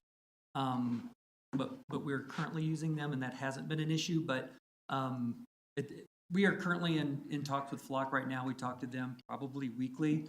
I know one of our division chiefs is heading to a conference with them soon. I'm happy to get back to you on that specific answer as to what safeguards they put in play. I don't know the answer. Okay, I think some of my peers would be interested in the answer to that question more than I would. I'll say on the subject of the SRO, it doesn't much matter to me. I'm in the same boat as you are. Protecting kids is protecting kids, whether it's in a public school, private school, or a religious institution. I'm fine with the sharing agreement there. Thank you, Member Ward. Next, who was the next speaker? All right, Member Noonekamp, go ahead. Thank you. Just a quick question. I want to make sure I'm reading the slide correctly. So for the SRO, the the total is 163,000. The revenue is 77,000. I'm trying to understand where half of the school is paying. The revenue numbers don't make sense to me. Is the revenue supposed to be the school's share, or is that? Help me understand. Jenny, can you answer that question? Sure, yes. The $77,420 is 49% of that $158,000. So so actually you have to do the math, basically. So the expense is really only this, around 78,000. Our expense is half of what it's actually shown as. Well, if we have the city is going to bear 51% of the operating costs. And then 49% is between the schools. Okay, I see how you So laid it out. yeah, there is no, it was my understanding that it's just the salary and benefits that the schools will be reimbursing the city, so not the equipment of the 5,000. I see. No, I appreciate it. I just wanted to make sure I understood how the slide was organized. I do now. Thank you. Okay, you're welcome. Member Prang. Thank you. Good evening, Chief Jackson. As you might anticipate, I have questions on the co-responder program. Okay. So the 236 to bring in a licensed clinician for co-responder, is that paid for, or have we secured the grant from the state to have the co-responder program? And would that FTE coming along with that not be funded by that program? So I want to make sure that I'm getting your question correct. So the grant is no longer given to the All Health. It's no longer, it will be paid directly towards us in order to pay the salaries of the co-responders that we bring on once we get that funding secured and approved. Right. So this is to fund like an additional co-responder to enhance the program, or what would this be for if the grant is to fund the position? No additional. It would be if the grant is approved and we receive it, it would provide the 2 co-responders that we currently have and the 1 case manager. Okay, got it. And then if we do not approve this amount, would that mean that we would not be able to bring the program in-house and would have to reconsider an ongoing contract with All Health? Potentially? That's correct. Okay. And then also, my last question on it, what would the revenue be from this program? I'm not sure I know that. Right now, the state grant is the $297,333. So that's we have the revenue broken out between the 2 mental health co-responders of $208,000 and then the mental health case manager of $89,000. Okay, thank you. You're welcome. Appreciate it. No, thank you. Member Russell. Thank you, Chief Jackson. And so my question is it possible for openness and transparency for the public to know where all the flock cameras are in the city?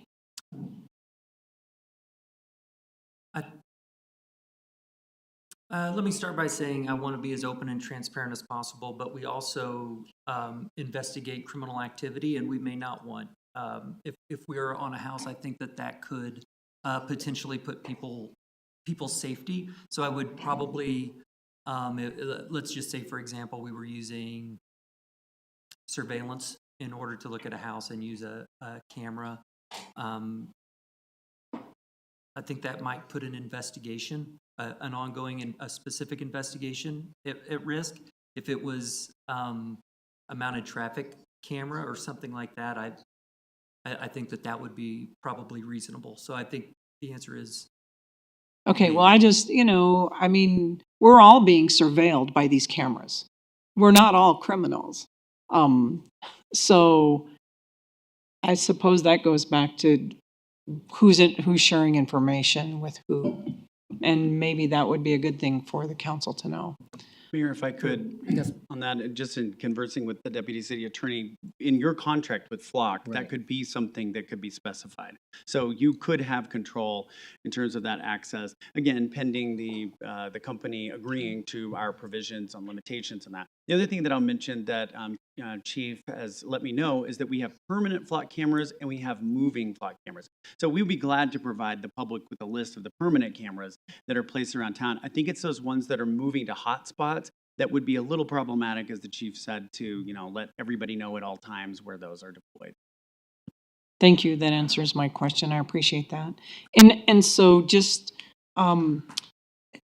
this question is for Jenny. I think this is correct. So the school resource officers the reason the 158,000 is there is we pay it out of the budget and then they send us the money. So that's why there's two items there. That's correct. Okay, thank you. Member Wright. Thank you. You're popular this evening. That's okay. For once in my life. So I'm trying to understand outside legal counsel services for extreme risk protection orders. We couldn't use legal counsel from the municipal courts or our own legal counsel here in the city. I think it's a pretty specific specialty, but I may defer to one of the other attorneys. Sure, I can address that. So those extreme risk protection orders they're also known as it has to do with red flag laws. It is something that's a little bit specialized when we're going in to get a type of civil restraining order to temporarily prevent a person from purchasing a firearm or potentially getting a person to surrender a firearm. So it's certainly something we're very sensitive about with Second Amendment rights.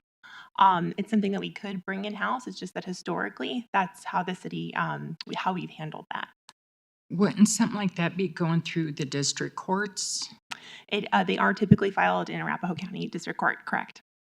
So why would we need special legal counsel then if it's going through Arapahoe County?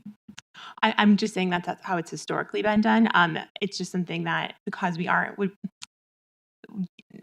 the potential volume of some of those matters, it's something where having outside counsel and their ability and scheduling to review those restraining orders and go in to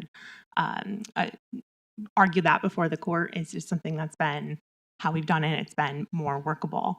Also, in our role, we typically advise the police, so having like a little bit of a separation between our role and in that advisement capacity, and also the separation with who would be arguing it has been workable. Do you know how often we have to use those services? The last one I know that came through was a couple weeks ago. I would defer to Chief Jackson on that. And I would have to get back to you on that number. We keep track of it. I would have to get back to you on that number, Okay. which I'm happy to do. I was Obviously. hoping you would say not that often. So, okay. And then, okay, this is a tough question. I had to turn on my laptop today, so I don't have it in front of me. For generating more revenue and stuff, is there a way that, I don't know, the courts and the police could work together so we could get more of those cases that should be in municipal court to generate more revenue and stuff to municipal court, opposed to sending them to Arapahoe County courts? And I think that's a way that it could help the city also. So I don't know if maybe we have to do through ordinance, or I don't know what, saying if it's a municipal issue, it stays in municipal court. It's something pretty passionate for me, actually, for the city, for revenue and. It's a great point and something that we do work with the courts on. Okay. Yeah, okay. thank you. All right, great. Thank you. Any further questions for the chief? All right, Chief, thank you very much for the answers. Thank you. And just an FYI for the public, we're going to go a little long on this item. We still have Public Works and I think Utilities left for this item, so we'll probably be 10, 15 minutes late on this. And most of Public Works and Utilities are capital, which we're not covering necessarily tonight, and it's mostly fee increases. Sounds Go great. pretty quick. All right, perfect. So Public Works is up next. All right, Public Works, no enhancements for the general fund, and the only enhancement on the stormwater fund is a fee increase. Sounds great. Any further questions on this item?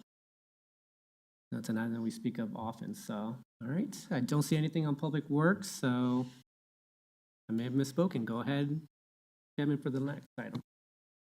All right, next will be Utilities, and we'll start with the water fund. Their only requests, again, are fee increases.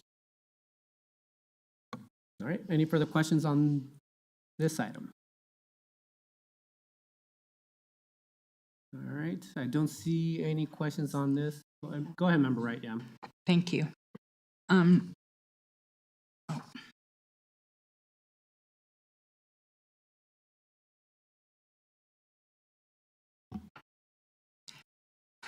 Good evening. My questions are the increases. Is it about a year ago now that we did the conversion of the billing?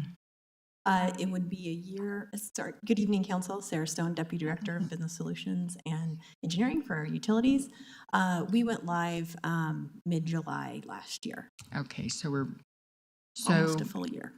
So I haven't heard too much grumbling in the last month or so, so congratulations on that. Thank you. And the request for a rate increase, my feeling is I think we need to have calm waters for a period of time before we look at any rate increases again. I don't know how the rest of council feels about that, but I think that's something that we need to look at as a whole. And I guess my question to you would be, I need to be fully informed, is if we didn't do the rate increase for 1 year, what kind of impact would that have on the water fund as a whole if we paused it for a year and gave, the citizens of Englewood a break? Sure. So as you can see on the slide here, the projected annual revenue increase, and we'll just look at that first line, that's the water rates, so that's directly to residents and business owners. So that impact would be the $334,000 of less revenue projected for next year. And then if you'll recall, we gave a presentation with our mountain graph that shows the capital that we're planning to invest in the system for the next, I think it was about 7 years. And at the end of that projection, there was a gap in the funds we had available and the capital that we had to invest in the system. So it will make that gap worse. Okay. And I'll just note for a typical user, that impact, the 4.5% increase in their water rates, is about $1.08 per month. Okay, and are we doing an additional increase in the fees? I know there was the $5 fee added, but are we doing an increase in any other fees? So the other fee is the capital investment fee. That is an increase of about $1 a month for the residential users every other year. So we increased that in 2025. We will not increase it in 2026. Okay, I have to keep that in mind. Thank you so much. All right, any further questions on water? All right, I think sewer's up next.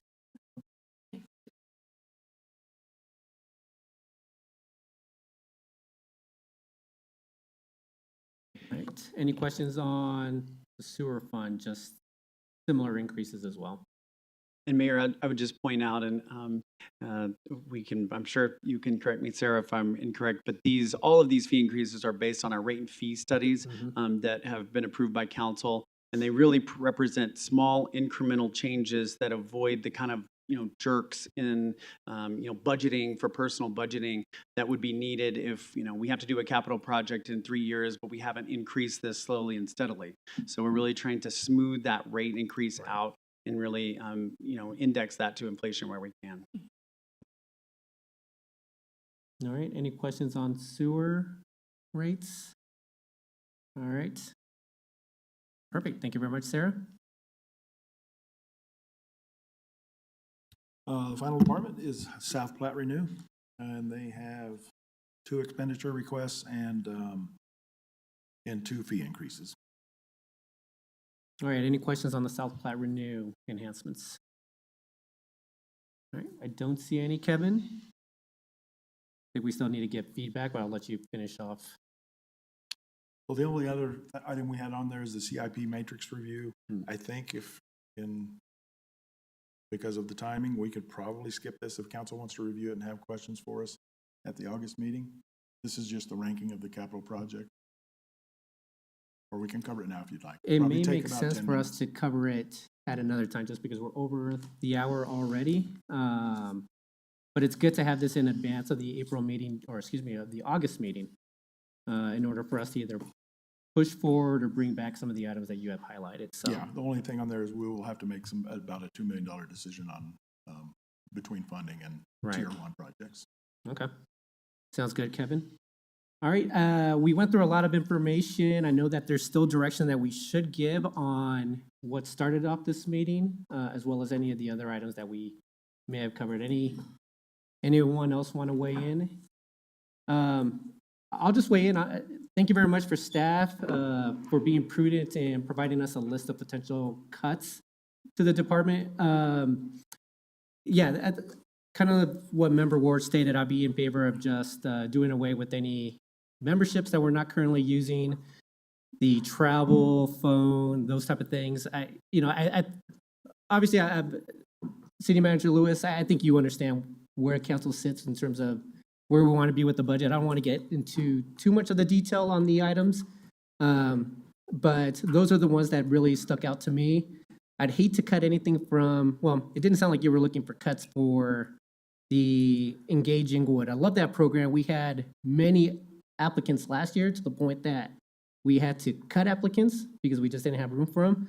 So that's a very popular program. I want to keep that in place, but it sounds like you're just looking to get grant funding in order to supplement some of the funding that we're currently making available as part of that. So otherwise, I thought, just appreciate the work that was done by staff on that item. Member Noonan, go ahead. Is this okay for general feedback? Yes. Mayor? I just want to say thank you to staff for the thoughtfulness. I really appreciate it. I think that the proactive bringing us places where we can save and cut costs for council to ultimately make that decision, I think is really smart and the kind of forward thinking that we would like to see. So thank you so much. Something that stood out for me in the proposed cuts is around events, and I'd love for us to do an evaluation of our events, of which ones do the citizens actually enjoy the most, that are the most important to spend money on, and which are the ones that we could either decrease in scope and scale or consider pausing. And so I think there's a couple opportunities there, but I think there might be some more conversation to have, so I'd like to look at that. And I would be in support of maybe reducing the neighborhood improvement grant rather than getting rid of it, because I do think that it's a great program. Maybe we just do fewer. As far as what we heard tonight for potential enhancements, I mean, it would be great if we can do it all, right? That's what we would like. What I would like to see is where we have opportunities to maybe reduce the enhancement or do something that's more of like a slowly scaled approach. So one example is the AI licenses. I think jumping from 4 to 125 sounds great, but maybe we slow roll that and start by adding just a few per department versus that many. Those kinds of incremental approaches is something that I would like to see more of in the budget that we see in August. And I would like us to see the land use compliance officer added this year. I advocated for it last year so that we can manage the impact of development on our citizens. But I understand that there are some other requests here as well. But those are my top line thoughts. I will give more feedback when I see the next draft of the budget. Thank you. Member Wright. Thank you. I just want to say thank you to everybody. I appreciate it, and it's always hard balancing a budget and cutting things. I agree with Member Noonan on a lot of things. When it comes to the Malley Center, I do honestly believe that we need to talk to Malley Trust. Sitting on that trust, I do believe that they can fund it, and can't speak for them completely, but there's some great programs that they have, and they serve a part of the community that I think without those programs, they would be very lonely, and it's important to keep. I do agree on cutting back on some of the grant programs, especially the ones that are underutilized, like the city manager said and what Member Noonan said. I think there are some other areas I have some ideas about that we do need to look at, that we could probably make some big cuts on that'll probably address in August, or I may just send it out to the city manager. But I do appreciate everyone being thoughtful ahead of time and just not saying these are my big wishes and let city council fight over it and decide, no, you're not getting that. So I do appreciate that and everybody being thoughtful. Thank you. Member Ward.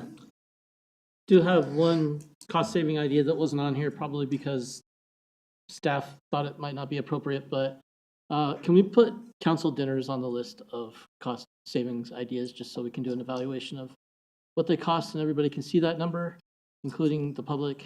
It's something that I have partaken of over the years, but have never been particularly fond of.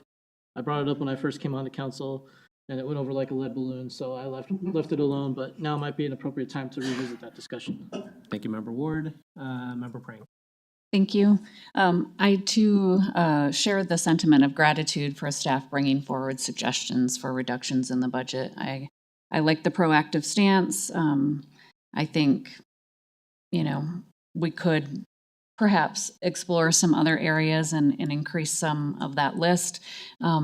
In general, with the enhancements, I have a strong preference to see us really find a way to make the co-responder program finally brought in-house. I do think that it's an important program with our increased issues around homelessness and the burden on our PD.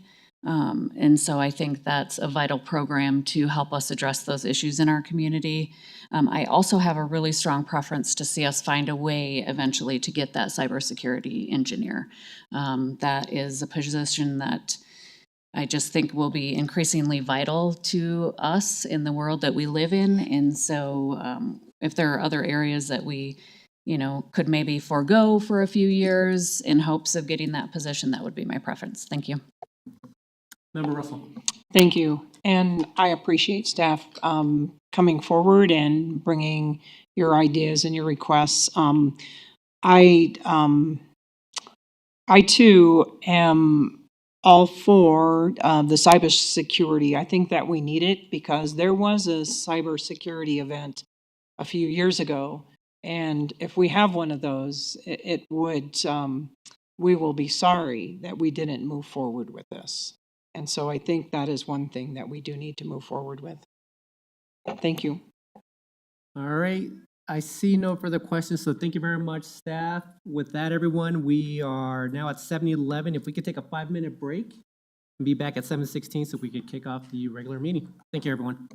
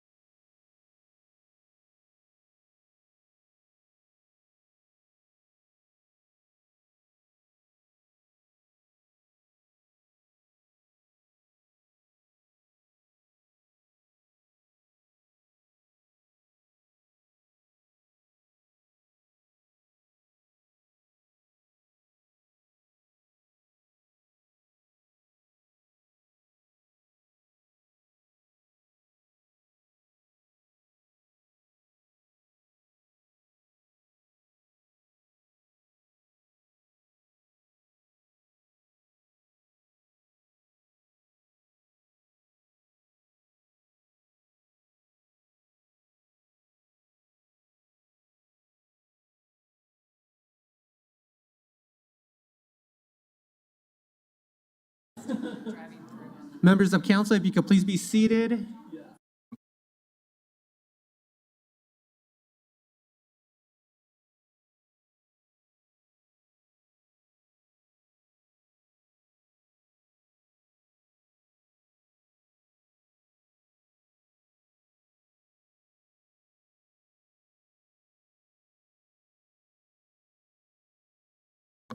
All right, everyone, I call this meeting to order. If you're able to do so, please stand for the Pledge of Allegiance.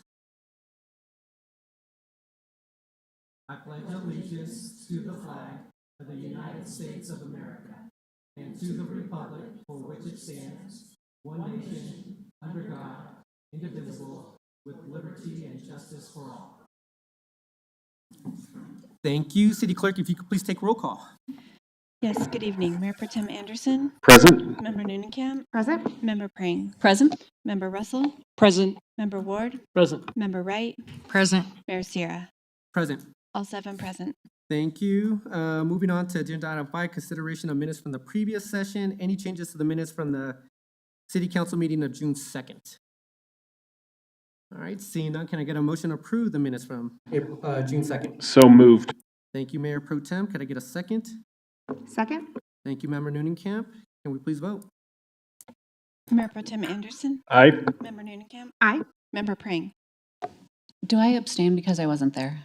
No? No. Okay, aye. Member Russell. Aye. Member Ward. Aye. Member Wright. Aye. Mayor Sierra. Aye. Let the record show 7 ayes. All right, moving on to agenda item 6. This is recognition. So the city would like to recognize Paul Altenhofen for his contributions to the bike program at Charles Hay Elementary School. Englewood Schools launched a bike program several years ago. However, with the opening of the new elementary schools in 2018, the bikes were moved into storage at Englewood High School and largely forgotten. When Charles Hay Elementary sought to revitalize the bike program, Paul stepped in to help. Over the past 6 months, he has been instrumental in bringing the program back to life. Paul has helped sort bikes at Englewood High School and transport the bikes back to Charles Hay. He installed bike hooks in the shed to help organize the space and make it functional for student use. On multiple occasions, often during his own time off, Paul came in to tune up over 30 bikes, ensuring that they were safe and ready to ride. Beyond repairs, Paul has also empowered others to support the program. He led the 2 tire changing workshops for parent volunteers, helping build the skills needed to help keep the bikes in good condition for years to come. So thank you very much for your dedication to the city, to Charles Hay community, and your commitment to Englewood and making it a better place for everyone. So thank you very much, Paul. Paul, we actually have a certificate for you, so if members of council wouldn't mind, we're going to take a quick picture with you as well.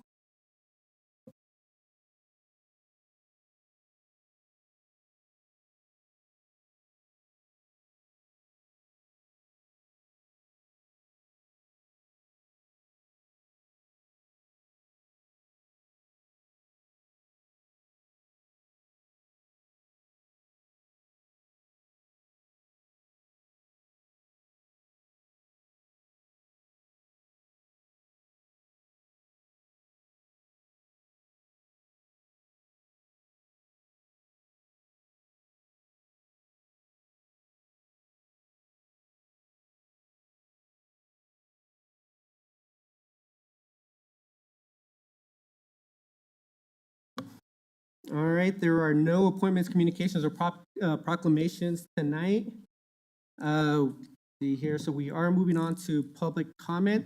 We also have a PUD tonight, so I just want to make sure that anyone that is going to be speaking now speaks to items that are not part of the PUD. We would like to focus that aspect during that part of the call, or that part of the meeting. Let's see here. So we are, this time is devoted to listening to public comment. We allotted up to 30 minutes, with each speaker limited to about 3 minutes total. We only have 6 speakers here tonight, so we won't run up to that limit. Each speaker is to sign up prior to the start of the meeting in the back of the room. There is that sign-up sheet. We're just stating that you put if you're an Englewood resident, just state the city that you live in, or excuse me, to state your address or cross streets. If you're not an Englewood citizen, just state the city that you reside in. I myself will only be speaking to which part of the district you're living in or what city you live in if it's outside of Englewood. If you do want to speak virtually, please contact the city clerk's office prior to the 5 p.m. meeting. 5 p.m. the Wednesday prior to the city council meeting. And if you do wish to use AV materials, please submit those to the city clerk by 5 p.m. on the Thursday prior. All right, so I'm going to go down the list, calling up first the people that haven't spoken over the last 90 days. Up first is Benjamin Ben David, District 1 resident.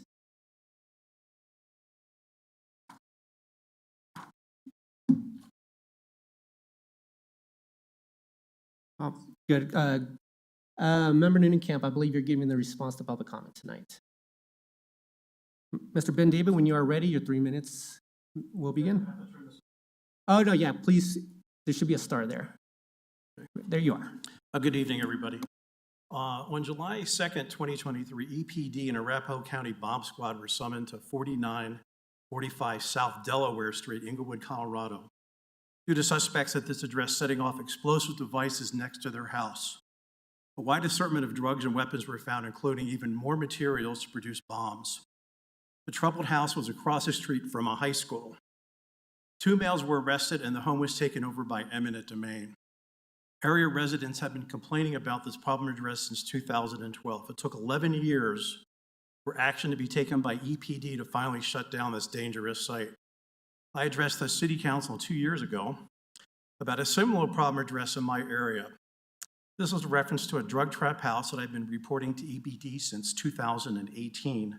The mayor responded well to my concerns 2 years ago, and the mayor made contact with EPD. EPD did respond, and as a result, 4 arrests were made, a good start. The main culprits, however, did not flinch and remained in charge of the drug trap house to this day. So it's business as usual. I started a neighborhood watch that went well for a while.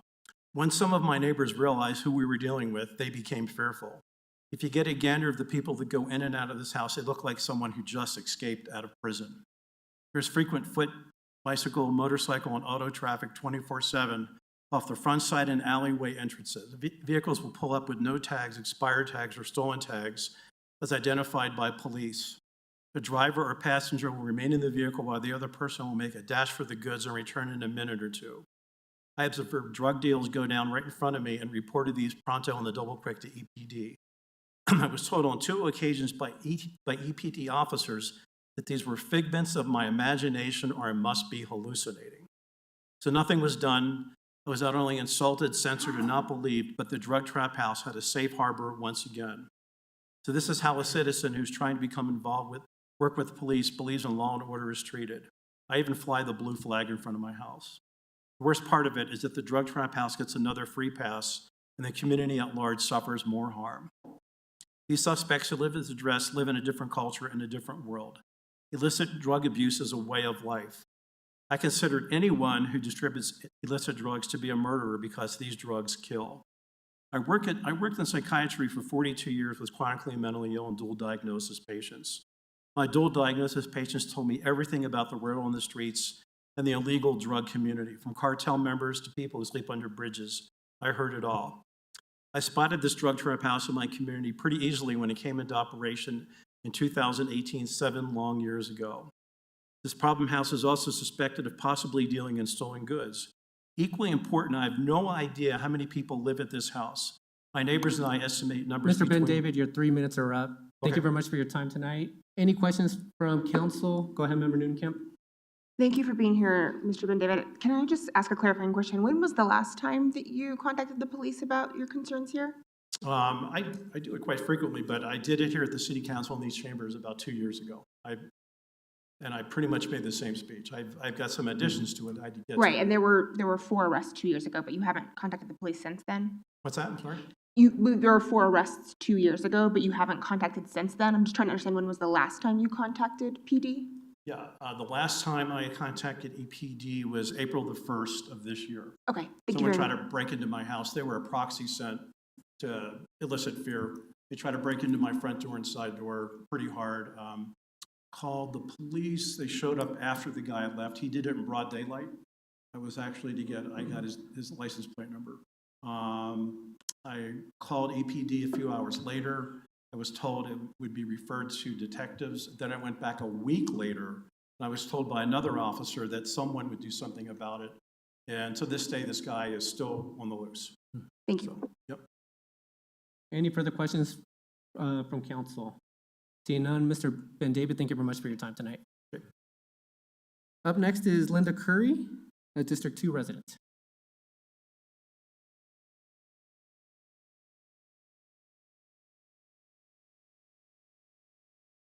Good evening. Okay, my name is Lindy Curry, and I live at Marion and Gerard in Englewood, and I've lived there for 36 years, let's say that.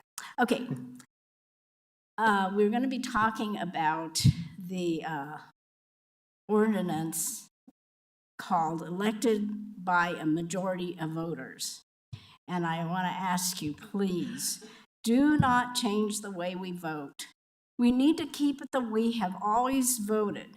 Whoever gets the most votes wins, which is plurality, not a percentage. They need to define majority in this ordinance and how much it costs, time and dollars for runoff elections. Majority, what I have heard them say, is their definition is 50% plus one, which would require runoff elections that may cost over upwards of $137,000 each time we vote and could take months to fill the positions. If one of the council members runs for mayor, then they would have to elect another council member at a later date to fill that position. The new ordinance, elected by a majority of voters, is misleading because we have heard several council members say they think it is important that the mayor is elected by a majority, more than 50% of the vote. The mayor runs and operates the meetings in a nonpartisan way and signs documents. Why does the mayor need more support of the people than the other council members? And Chelsea Nunnenkamp works for Unite America, which funds globalist agendas, not local Englewood needs. They pay her to push this majority voting requirement and subsequent runoff elections that are too costly in order to promote ranked choice voting machines. Ranked choice voting machines require lots of money. More than 30% and growing of the electorate does not trust the voting machine and the globalist agenda. Colorado already voted against RCV statewide in 2024 by about 83%. Stop wasting our votes. You must strike majority out of this ordinance or define it as over 50% so that people know what you are pushing. Thank you. Ms. Curry, thank you very much for your time tonight. Any questions from council? Seeing none, Ms. Curry, thank you very much, and apologies for mispronouncing your first name. So thank you for your time. Up next is, I believe it's Stacia Churd.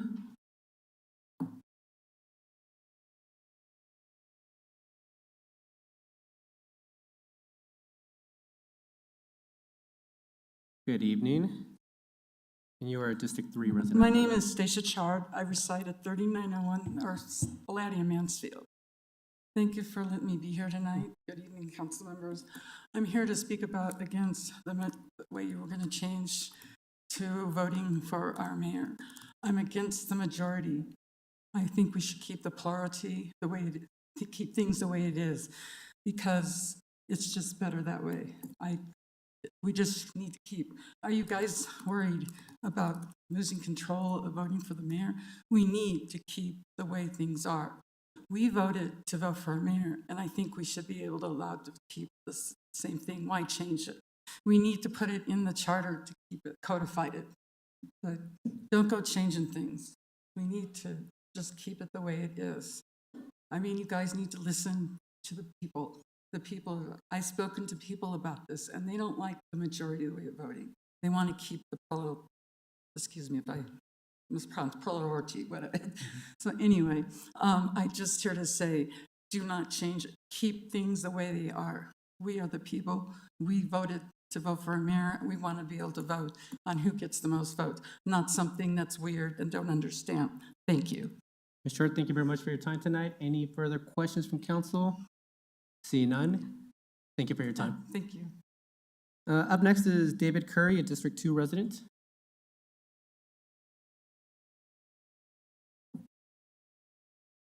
Good evening, Mr. Curry. When you are ready, you may begin. Yes. My name is David Curry. I live at Marion and Girard. You've probably heard the saying that those who forget the past are doomed to repeat it.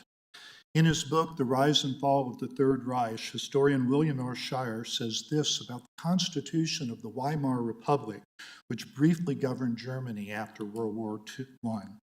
An elaborate and complicated system of proportional representation and voting by lists was established in order to prevent the wasting of votes and give small minorities a right to be represented in Parliament. There were flaws, to be sure, and in the end, some of them proved disastrous. The system of proportional representation and voting by list may have prevented the wasting of votes, but it also resulted in the multiplication of small splinter parties, which eventually made a stable majority in the Reichstag impossible and led to frequent changes in governments. Now, the voting by list that Mr. Shire refers to, right, was a form of ranked choice voting. The disaster that he refers to was the rise of Adolf Hitler to the post of Reich Chancellor, right? Even though his Nazi party never won more than a third of the popular national vote. There's another saying, if it ain't broke, don't fix it. The citizens of Englewood did not ask to have the way we vote changed, right? This is an initiative that is being driven by this council. Some members, right? Which begs the question, why? In today's political climate, it shouldn't surprise anyone that there are organizations in this country that want to fix our elections, not because they're broken, but because they want to fix them. So if you say you're a leftist Hungarian billionaire, what's more natural than to rip a page out of your own history, dysfunctional history, right, for ways to sow political chaos here in America? Right? I know we're not talking about ranked choice voting right now, but the proposal in front of us, right, is designed to produce that in. When in a year or two, the voters complain about the cost of runoff elections, the people pushing this will already have a ready answer to the problem that they created. One more saying, you can fool some of the people some of the time, but you can't fool all of the people all of the time. We see you, council. We're not fooled. We remember our history. Thank you. Mr. Curry, thank you very much for your time tonight. Any questions? Seeing none, thank you very much for your time tonight. Up next is Rebecca Kramer, a District 2 resident.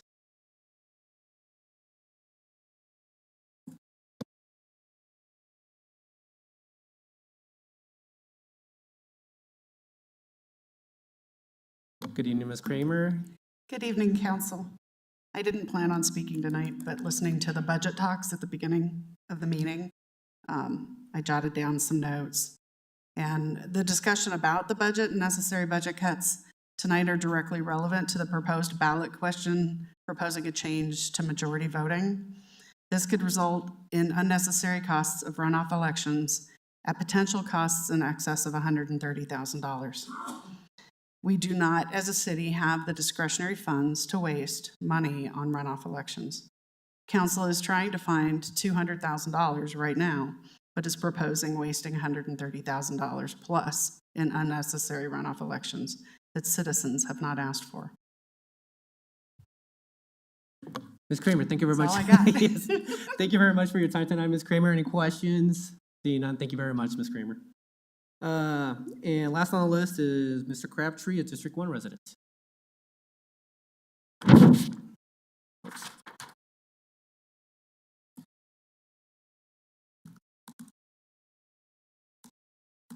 Good evening, Mr. Crabtree. When you're ready, you may begin. Good evening, Mayor and members of City Council. My name is Matt Crabtree. I'm before you tonight to talk about the, elections in Englewood. As you may know, last year, the people of Englewood voted substantially to reenact their opportunity to elect the mayor. It was over 82% of the people felt that it was important that the people of Englewood had the right to elect the mayor of Englewood.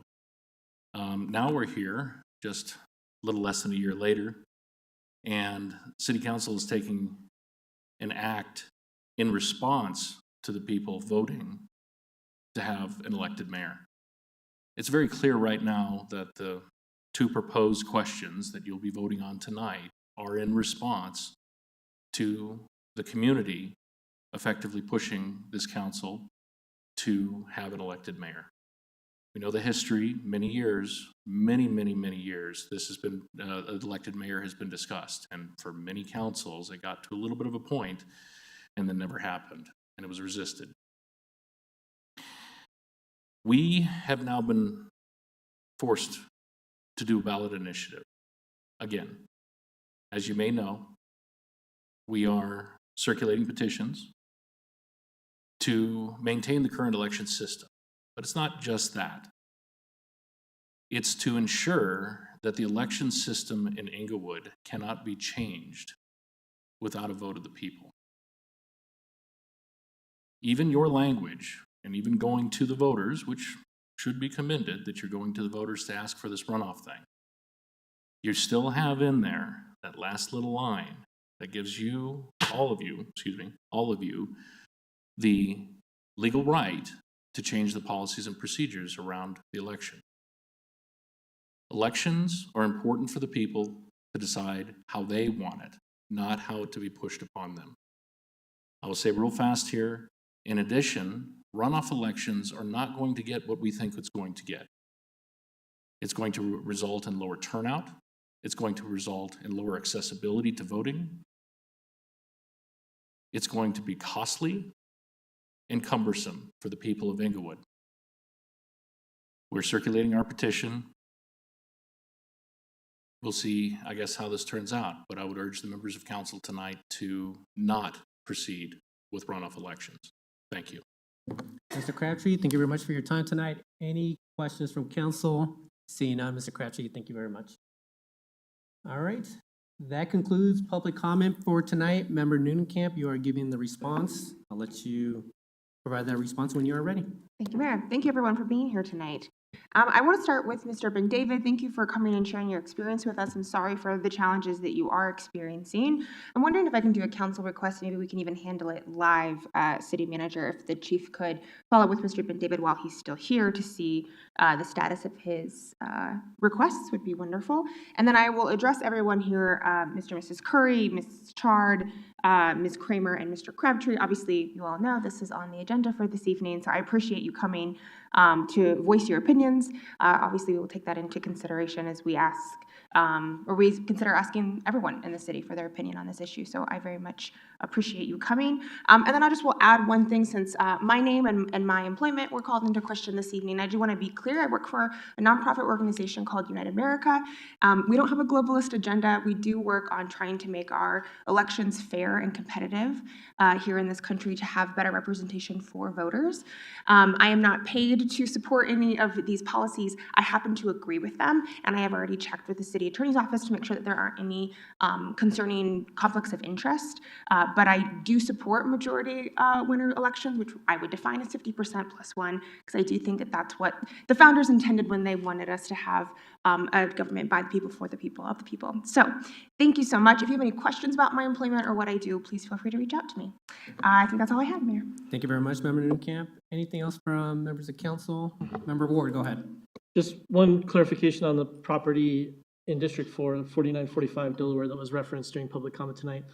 That was not an exercise of eminent domain, as was indicated during public comment. It was an administrative abatement that took place in that house. The house was condemned. There were numerous liens placed on the house for the cost of cleanup.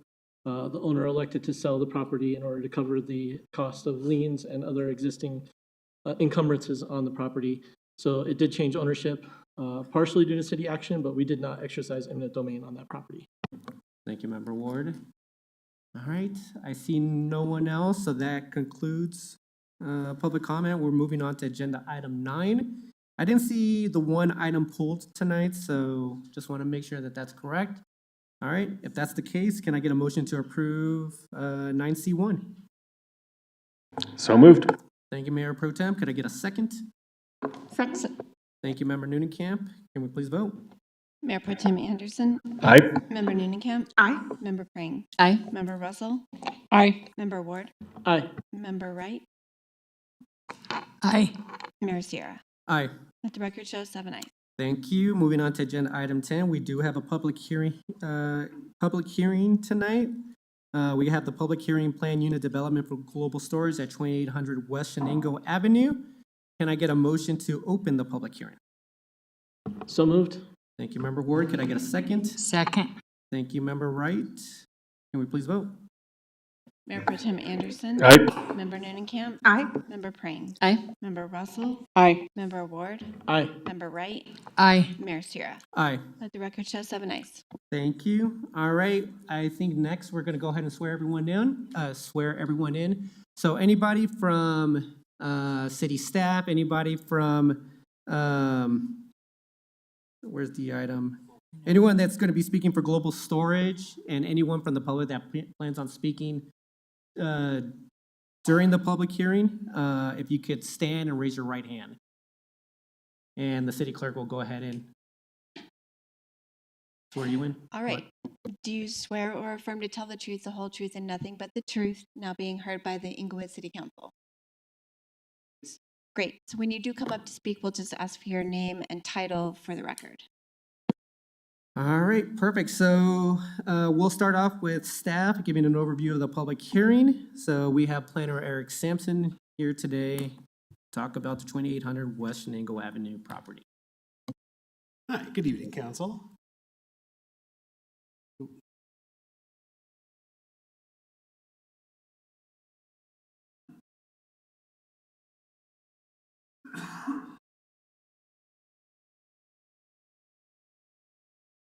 And somebody left their glasses up here. Yeah.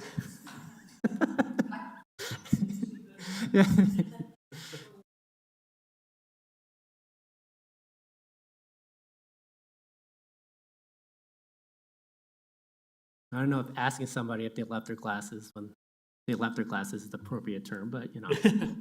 Go ahead, Mr. Sampson. Okay, so yeah, this is the plan unit development proposal for 2800 West Chenango Avenue, the global storage PUD project. Brief overview, the site is approximately 9.8 acres. It does consist of 4 different parcels. There is a minor subdivision application that is in the works, and if this PUD is approved, the minor subdivision will move forward to get all those lots combined to one. In the current zoning here is R2B, so mid-density residential, and the request is a plan unit development. The surrounding land uses here are low to mid residential, R1B and R2B. To the north and to the west, to the east are industrial properties, I1, and then to the south of this is the city of Littleton, where there is an outdoor storage facility. History of the site. As you can see from the aerials for about the past 30 years, these areas have been largely in outdoor storage developments. And you will know that there are some industrial uses that were kind of coming into the subject property on the lower southeast side, right there. And there is a little piece of that property that is split zone. So part of that where you see kind of the more industrial use there, that is where the property has been split along those lines. So approval of this PUD would also remove that kind of situation. Project history, applicant did their first development review team meeting on February of 23, and then did several neighborhood outreach meetings prior to the planning and zoning public hearing on March 4th. And then the city council public hearing, as was scheduled for April 7th, was postponed on behalf of the applicant, which we'll talk about in a minute. And then that brings us to tonight. So the project overview, the PUD would allow for a following mix of uses, the main one being approximately 25 lots of open space storage, but the use would also allow for mini storage, warehousing, on-site sales, and also to keep the residences that are currently existing on-site, be able to maintain those residences for employee staff housing.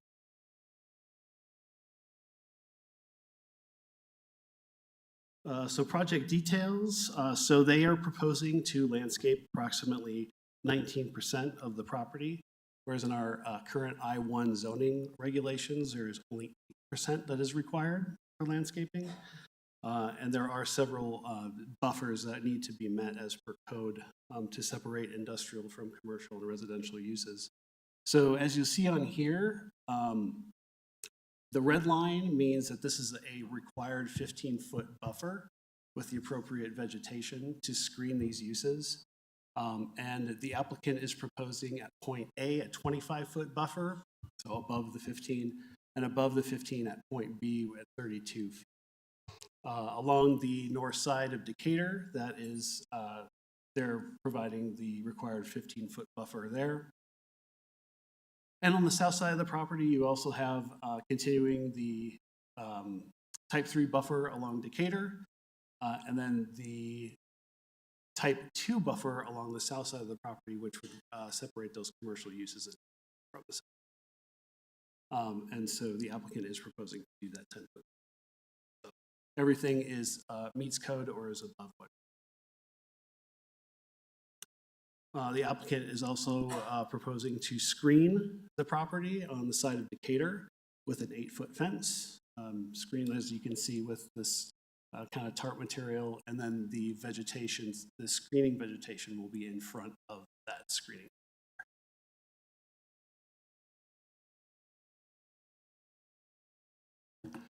So traffic recommendations.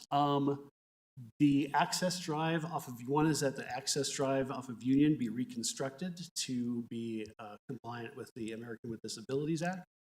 And then the second one was that only one access should be allowed to this development. At point 2 on the slide, there is a current access off of Chenango and Decatur, which is currently being used, and staff is recommending that that be closed and only be allowed for emergency access to the.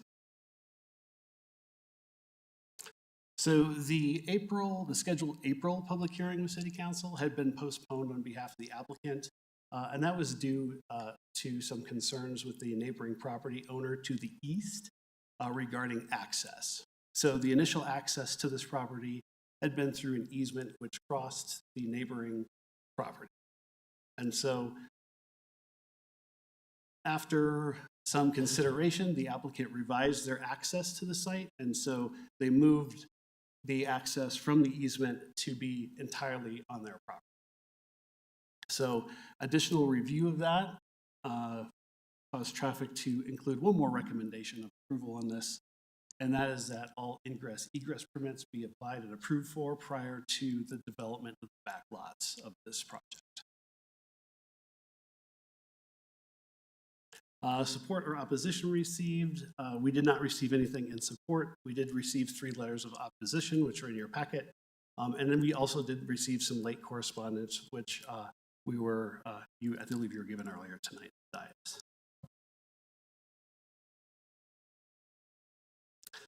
Planning and Zoning Commission agreed with staff. They recommended that in addition to kind of the recommendations we had already discussed, about the access of Union and only one access to the property, closing off the access off Decatur.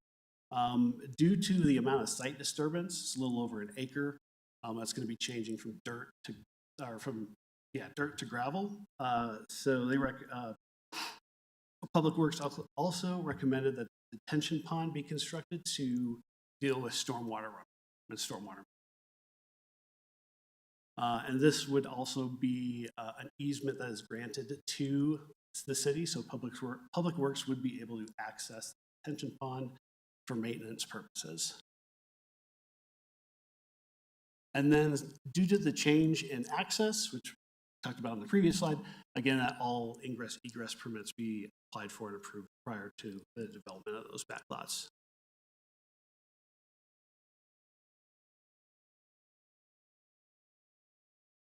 Mr. Sampson, thank you very much for the presentation. I will open up to questions to staff on this portion of the presentation. So, any questions from council? Go ahead, Member Ward. Can you sum up what accounts for the need for a PUD for this property? Just Yeah, so currently the portion that is zoned R2B would not allow for outdoor storage.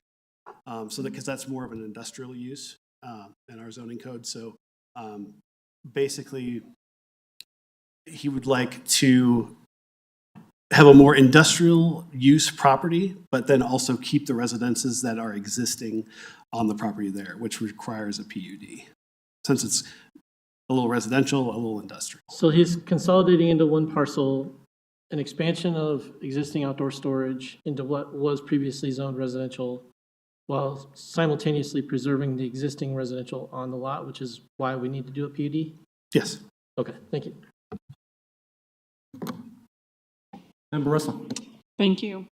So there was a public, planning and zoning public hearing on March 4th, and then there were some changes made before it came back. Did staff have the authority to make those changes without going back to another public hearing of planning and zoning? Yeah, so we felt the changes were minor in nature because it didn't deal with the use or the requested use of the PUD. It only dealt with how the property is being accessed. But it also included constructing a roadway, correct? On the applicant's property. The former access easement already exists. So the request there would just to be at that access point, change it so it was meeting ADA requirements.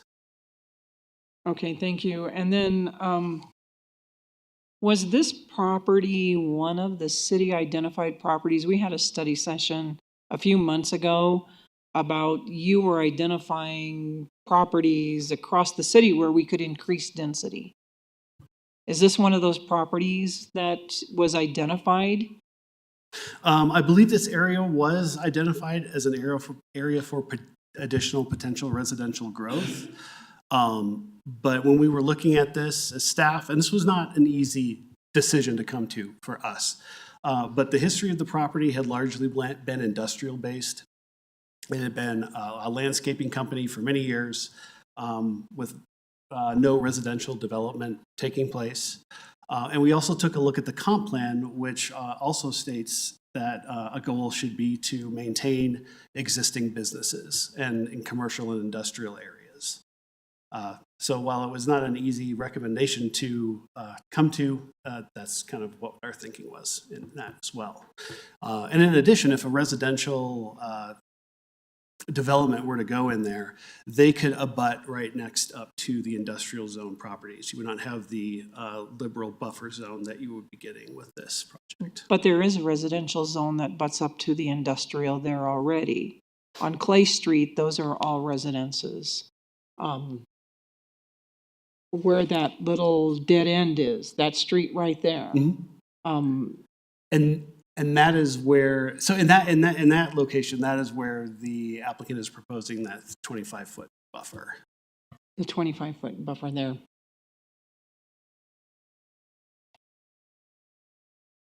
Okay, I don't have any more questions right now. Member Noonan-Camp? I have a question about the residential zoning of the property as well. In the packet, it says that the current parcel doesn't have the infrastructure in place to support additional housing. Can you speak more to that if it's currently zoned for that? I would defer to Public Works. And we do have people from other departments here to speak to this.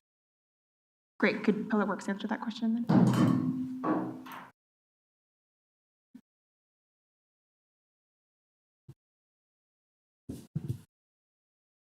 Hello, Director Rochelle. Did we swear you in on this as well, or I wasn't looking? I'm sorry? Did we swear you in as part of the public hearing, or? No, I had to step out for another Okay. matter, so. Let's swear you in before we ask the question.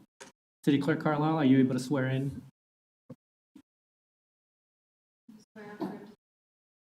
Do you swear or affirm to tell the truth, the whole truth, and nothing but the truth in this matter now being heard by the Englewood City Council? I do.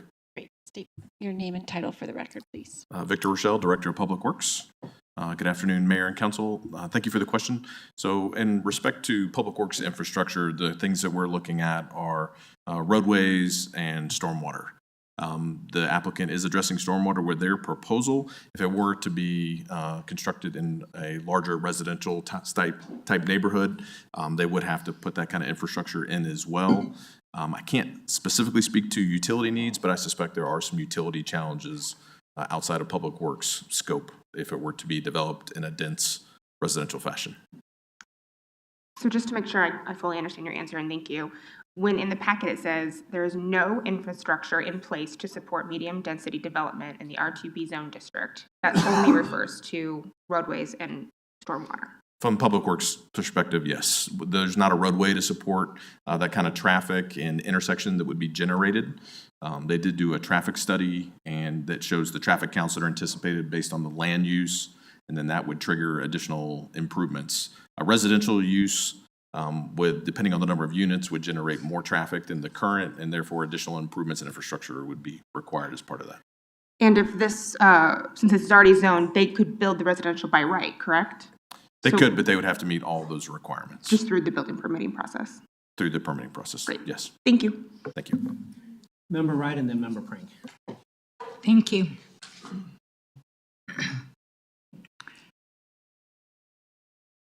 What monitoring will be in place for environmental compliance? I will refer back to Public Works on that. And I do believe we do have someone from utilities as well online, if there are any utilities questions. For the previous question, or? Oh. Do it? Yeah, okay, yeah. Sorry, Member Wright, since there was a question regarding infrastructure that wasn't answered, I didn't realize utilities was available. Is utilities online? And if they are? Yes. Yes, I'm there. Perfect. I think we need to swear you in since, to answer the question. So, City Clerk, can you go ahead and swear in as well? Yes, can you please raise your right hand? Do you swear or affirm to tell the truth, the whole truth, and nothing but the truth in this matter now being heard by the Englewood City Council? Yes, I do. Great. State your name and title or address for the record. My name is Cliff Stevens, and I am engineering supervisor with Englewood Utilities. All right. Mr. Stevens, do we need to repeat the question that's being posed? No, essentially, Mr. Rochelle was correct that if there were going to be a higher density residential use for this, there would be some water and sanitary sewer requirements that would need to be met that are well over and above what they're proposing here. All right. Okay. Perfect. Thank you very much, Mr. Stevens. I think that answers the question. Back to Member Wright. Go Okay. Yeah, well, yes and no. I was meaning like vehicle fuel, fluids, barrels, what's being held there, if there's hazardous materials, that type of stuff. And I'm sorry, I should have been elaborate a Sure. little bit more. And I would defer to the applicant on their plans. Okay. Then how will traffic on West Chenango and Decatur be monitored post-approval? I will defer to traffic on that.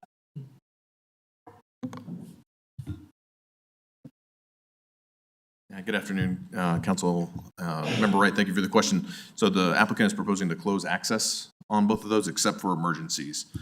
We do have data that's been collected recently due to resident concerns. Public Works has been coordinating heavily with PD. So we have what I would call a baseline of traffic counts and speeds for Decatur and other roadways in that area based on requests. And with the applicant proposing to close those access points, their construction traffic, of course, would go through the permitting process where they were going to have their construction entrance, but generally that would align with the proposed entrance off Union. Okay, so are those roads currently available for use, or is Union the only entrance that currently should be used? Their proposed plan is to only use Union, Okay, so except for emergencies. right, and I saw that. So the other roads are, okay. Who knows who could answer this one? What protections are going to be in place for the homeowner? We've seen reports, you know, even here in Englewood, of some of the thefts and stuff at some of the storage facilities. And if you have a residential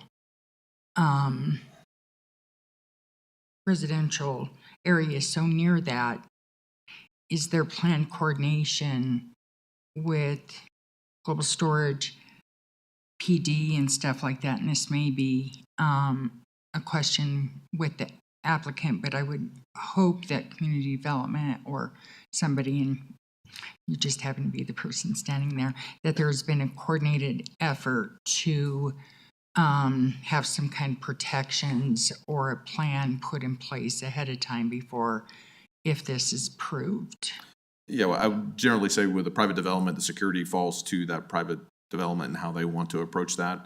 I don't know if any of the details have been shared with community development, and the applicant can probably speak to that during their part. Okay. All right. It's nice seeing you. Thank you. You're welcome. Thank you. Any further questions, Member Wright, or? No, thank you. Member Prank. Thank you. I have a few questions. One, to kind of build off of what Member Wright already addressed. So with the shift to a single entry off Union, and after having watched the public comment from the Planning and Zoning meeting, what remedies would we have if we're seeing an increase in traffic incidences or a backup in lines? I heard several residents speak to there being lines and significant noise, et cetera, of people waiting to get into the storage area. So what remedies would we have as a city if we were to approve this and we're seeing an increase in traffic issues and we are going down to only one entry to the property?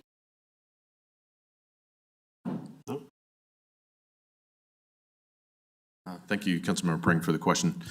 So the traffic analysis included what we call a left turn warrant analysis. All right, was there enough volume, for instance, to warrant additional turn lanes, whether that's a left turn lane going off Union westbound into the site or eastbound right into the site? Based on the traffic volumes projected for the use, turn lanes were not warranted. That said, Union in that section is relatively wide. I apologize, I don't know the width off the top of my head, but a solution could be to look at putting in a small turn lane if necessary. And then through the development process, we'll be looking at, this is likely to be a gated facility, where that gate is located versus the street flow, to make sure that if someone's going in with a larger vehicle, that it's not protruding out into traffic and blocking traffic. So we have some what I'll call remedies and solutions to be implemented through the design and approval process, the detailed. And then should there be an issue later, we do have some additional options based on the width of the road to implement improvements. But based on all the industry and engineering standards, those are currently not anticipated. Okay, that's very helpful. Thank you. My next question is on the detention pond. Whoever can answer questions about that. Would I can that be take a you? shot at that, and I've got my city engineer here with me as well. So can you just describe to us what the detention pond is? When I hear those words, I just envision an open pond. If that is the case, what are the safety measures put in place to protect people on site? Again, back to some of the concerns that residents brought in the P&Z meeting. Yeah. There was some concerns about, I guess, the types of people that were congregating on the site, a feeling of a lack of safety. And so what are safety measures to have a detention pond on site and make sure that everybody around the area is safe? Yeah, so the detention pond requirements will meet the city's drainage criteria, which are to basically reduce flows to pre-development so that we're not overloading our system. This is an open pond system, and we'll work with the applicant to make sure it's signed appropriately. The site overall is proposed, I believe, to be secure, and the applicant can speak to that. So we shouldn't have folks who are not users of the site necessarily entering. The detention pond is on the site itself and within the site boundary. So from people who should not be in there coming into conflict with the pond, given the use and the security of the overall site and the pond within that, it should be relatively secure. And it is a dry pond, so it's not a pond. It'll be holding water. I don't recall the exact specifics on the depth, but we're not talking to the level of like South Englewood flood reduction, for instance, which is a very large pond. It depends on the rain event, but these are designed to have a spillover once they reach maximum capacity and flow, overland flow, if the system becomes overwhelmed, if it's an intense rain event. Okay, that is also helpful. I guess a follow-up question on that piece. Is there any liability to the city if something happens concerning detention and stormwater retaining on the site, or is the liability fall on Global? Generally speaking, I would say that the liability falls on Global. It's a private pond. It's built to the city and Mile High Flood District standards to meet detention requirements. Okay. And then my last question is going back to the infrastructure conversation. And I'm just curious on, so if the site was potentially identified to develop for multifamily housing, and now we're looking at this PUD and being told by staff that there's not sufficient infrastructure in place to support that. So I'm just curious about that shift in opinion. And I'm more curious about pipes and water and sewage and those types of things. Just in past experiences with a school district, having to see schools and new development be responsible to retrofit newer, higher capacity piping into our older infrastructure within the city. And so for those that might have some concerns around wanting to maintain the site for affordable housing purposes, can you talk to me about implications of the lack of infrastructure, but also why there was a shift in staff opinion around that? I'll speak to the Public Works section. I'll defer to Cliff Stevens, who's online with utilities regarding water sewer. Okay. From the Public Works side, engineering could be easily accomplished to account for roadway and stormwater requirements. There's a balance there. The more you develop, the larger your pond gets, and then that impacts your number of units and the size that you can potentially develop into either single family, multifamily. The roadways get bigger, you have more traffic, you need more turn lanes. So there's certainly a development balance when you're looking at that from the Public Works infrastructure standpoint. I'll generally say the more you develop and the more impervious you put on the site, the more improvements, the bigger the pond, the bigger the roads are required. That could certainly be overcome if that's something that the property owner wanted to pursue. There's cost implications to that. On the utility side of the house, there could be, and I'll turn it over to Cliff, there could be substantial requirements if the infrastructure to tie into is not close by, meaning that you may have to go miles down the road to try and get that all to work. Okay. And Cliff, are you online and able to speak to? Yes. To that? Yes, I could speak to that. Thank you. Any development that would increase the usage on both the sanitary sewer and the water system, we require them to do a study to take a look at those demands and to see what kind of infrastructure they need to serve that use. And in the instance of, say, a multifamily development,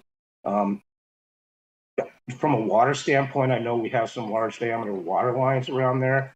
That probably wouldn't be an issue, but a sanitary sewer capacity might be an issue. So we would ask them to take a look at that capacity, what they're asking for, and they would have to upsize any line downstream of there that did not have capacity to carry the additional flows.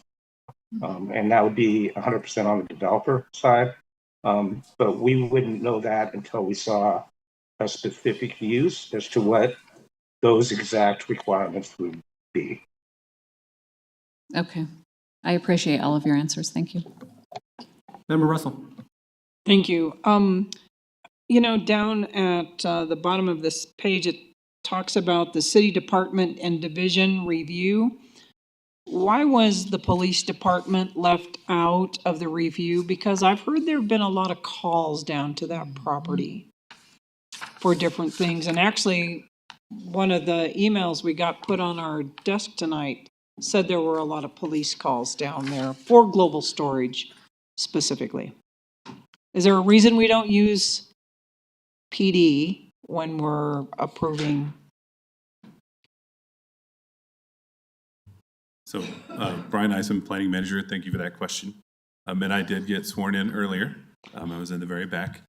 We generally don't use planning, the police department as part of our plan review process. However, we do refer to them for their CPTED purposes, so crime prevention through environmental design.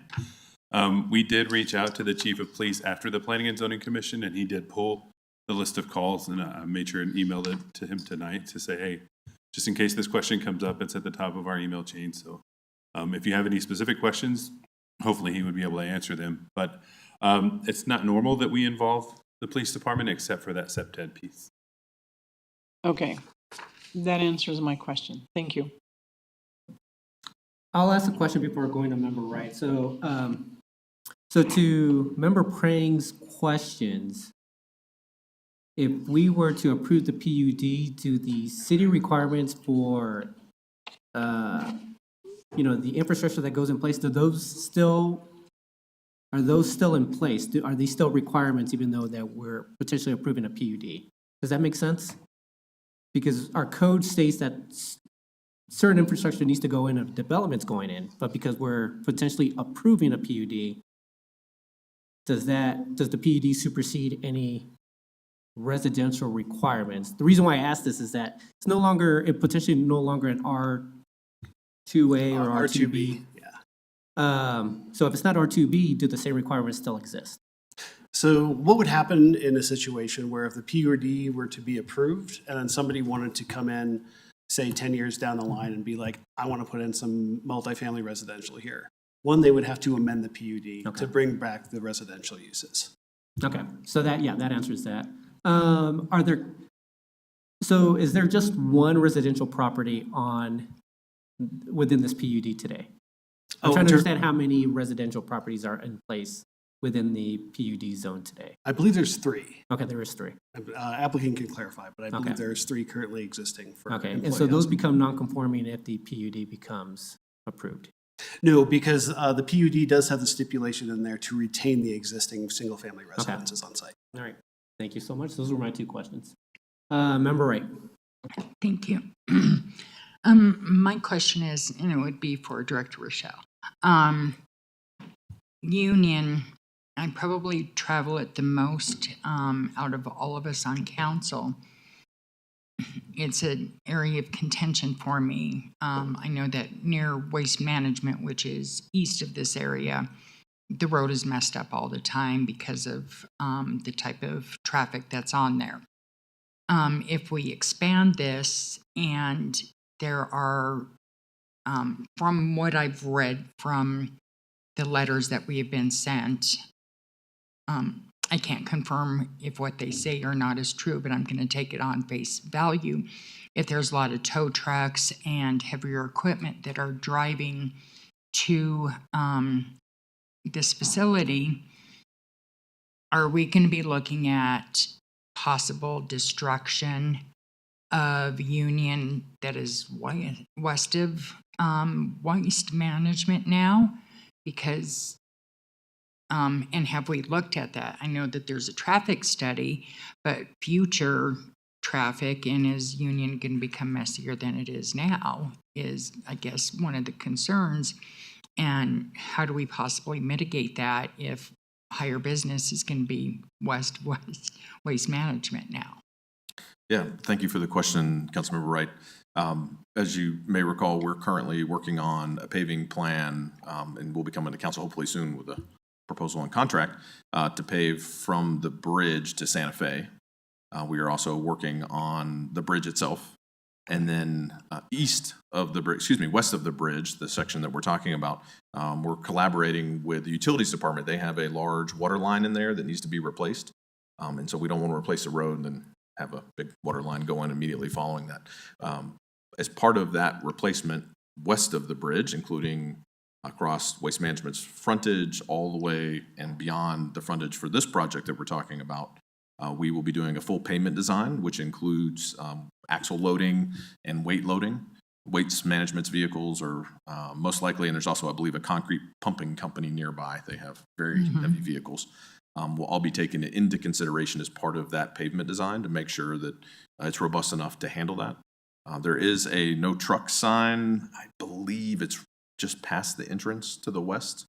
And we'll be coordinating with PD on what that looks like for enforcement as well. Okay.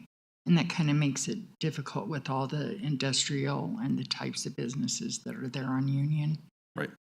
Hard to enforce that no truck where they have to get to their business. Yeah, and that's primarily geared towards Waste Management and the concrete pumping company at the moment, making sure that they're using Santa Fe as their primary entrance and exit to get to the facilities. That makes sense instead of federal. Yeah. Perfect. Okay, thank you. You're welcome. Member Russell, did you have a question? I saw your light on. No? Okay. Member Frank. Thank you. One more question for city staff. Regarding outdoor storage, during the Planning and Zoning Committee, it was asked whether Global had policies and procedures in place to handle hazardous waste, and the answer to that was yes. Is it part of the process of city staff in reviewing a PUD to send forward and recommending approval on it, that you've seen those policies and read through them as part of your review process? I'll defer to community development. I'm not aware of Public Works reviewing those private policies and procedures. Say that again? I'm not aware of Public Works reviewing those private policies and procedures or being required to see those through the process. So I don't know if community development can speak to that.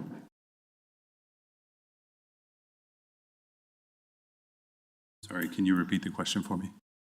So with the potential for outdoor storage and the potential that there would be hazardous materials being stored, it was asked of Global whether they had policies and procedures in place to handle hazardous storage waste, and they said yes.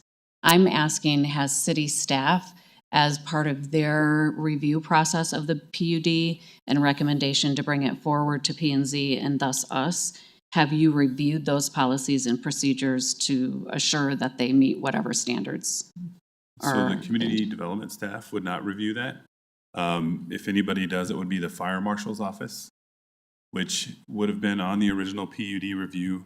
But the majority of the time, the reviews are deferred to when the building permits are pulled. So when they're applying for building permits, that's when the fire marshal's office and the building division come into play, rather than early on in the entitlement process. Okay, so it would be part of a process later after the approval. Potentially, I couldn't comment on what all the fire marshal's office reviews, but if anybody is going to review hazardous material and hazardous wastes generally. Okay, thank you. All right. Any further questions from council for staff? If not, I will now open it up to Global Storage for their part of the presentation. I forgot where I'm going here. Perfect. My name is Robert Beatty. I am one of the owners of Global Storage and president of the corporation. So thank you very much for the opportunity to present this to you. We have worked really hard with the community to try to make our PUD application and process an improvement to the neighborhood. It's important to be a good neighbor, and that's partly why we delayed the presentation before the city council last time. Was we wanted to adjust the road to improve it not only for our benefit but also for the benefit of our neighbors. So that was one of the changes. Eric's covered a lot of this, so you kind of understand where we are. We are now buffered by the new waste management facility that's going in, so that is our eastern side neighbor. The south is mostly a storage facility and then part of a multi-tenant. As you know, to the west, we do have the residential neighborhoods there off Chenango, off Decatur. And to the north is Union Boulevard and the park across the street, and then the Clay Street townhomes. The place we're talking about is the yellow section. We've talked about that, so we can skip ahead these. We've talked about that. From a drainage and survey perspective, this is where the retention pond is. That was one of the questions. So we are installing a swale down the eastern edge of this parcel to the retention pond down there in the middle of the parcel. It is a dry swale. Property today is very flat. Rainwater or water percolates into the ground today. It's going to continue to do that going tomorrow. But we will have the retention pond that will direct the water into there and it'll percolate through that. And obviously we built to the city's requirements. Eric talked a little bit about the screening. Obviously today the Decatur is buffered by a fence that's on the curb with a 6-foot fence with screening. Kind of dilapidated and needs to be replaced. But obviously with this process, we're going to do that. But we're also going to put in the vegetation buffer that we talked about, landscaping with the fence behind it. The buffer or the fence will be an 8-foot fence with 98% blockout screening. So it's nice and dark so you don't have to see what's being behind it. So, you know, that is kind of a typical road within the global storage facility. We do meet regularly with the City of Englewood Police Department to kind of, they come through and check on us and check on things. And, you know, we work cooperatively with them to make sure that there are no issues on our property and full cooperation with them. Comments from the officers is continually that we run one of the best facilities in the city when it comes to storage. So we're proud of that. Kind of want to talk a little bit about the highlights of kind of the changes we've gone through as we've gone through the PUD process. It's been a fun process, a little over 2.5 years of getting this done. We've done 3 different neighborhood meetings. One of the outcomes of the neighborhood meeting was we eliminated all access on Decatur. So one of your comments was about people are congregating outside waiting to get in and, you know, causing congestion. That's actually what's happening over on the Chenango access. By closing that 100%, making it for emergency access, they won't be over there. So I think from a west side neighborhood, we're improving it because we're stopping all access from our perspective. Now there's still the storage facility to the south of us that's in Littleton. Their only access right now is up and down Decatur. And they have a lot of contractors and so forth. And so we get confused in theirs. We did try to limit the traffic coming out of global storage back after the first or second meeting to where we actually put a gate up halfway through the property. So the main storage facility has been gated off so they don't have access to the Decatur side, So a very limited number of our companies are going in and out of that access as of right now. The other thing we talked about was we do now have a quarterly lot inspection process to where we're going into each lot, checking for making sure what they're storing. It's part of our policies of what they're allowed to store. They're not allowed to store hazardous materials or 55-gallon drums on our property. So those first of all aren't allowed. We do quarterly inspections to make sure they're not there. If someone's doing something we don't like, we kick them out. The good news is in contractor storage is a high demand. And so if we don't like a tenant, we tell them to leave and we get a different tenant because there's people that'll rent the lot that'll do what we want them to do. So the typical tenants are, we do have some tow companies. We do have some mechanics that store extra cars there. We have a lot of contractors that store trailers, building materials, scaffolding, road sign. We have a couple sign management companies, underground boring companies that use it for storage of trailers and equipment. Let's see.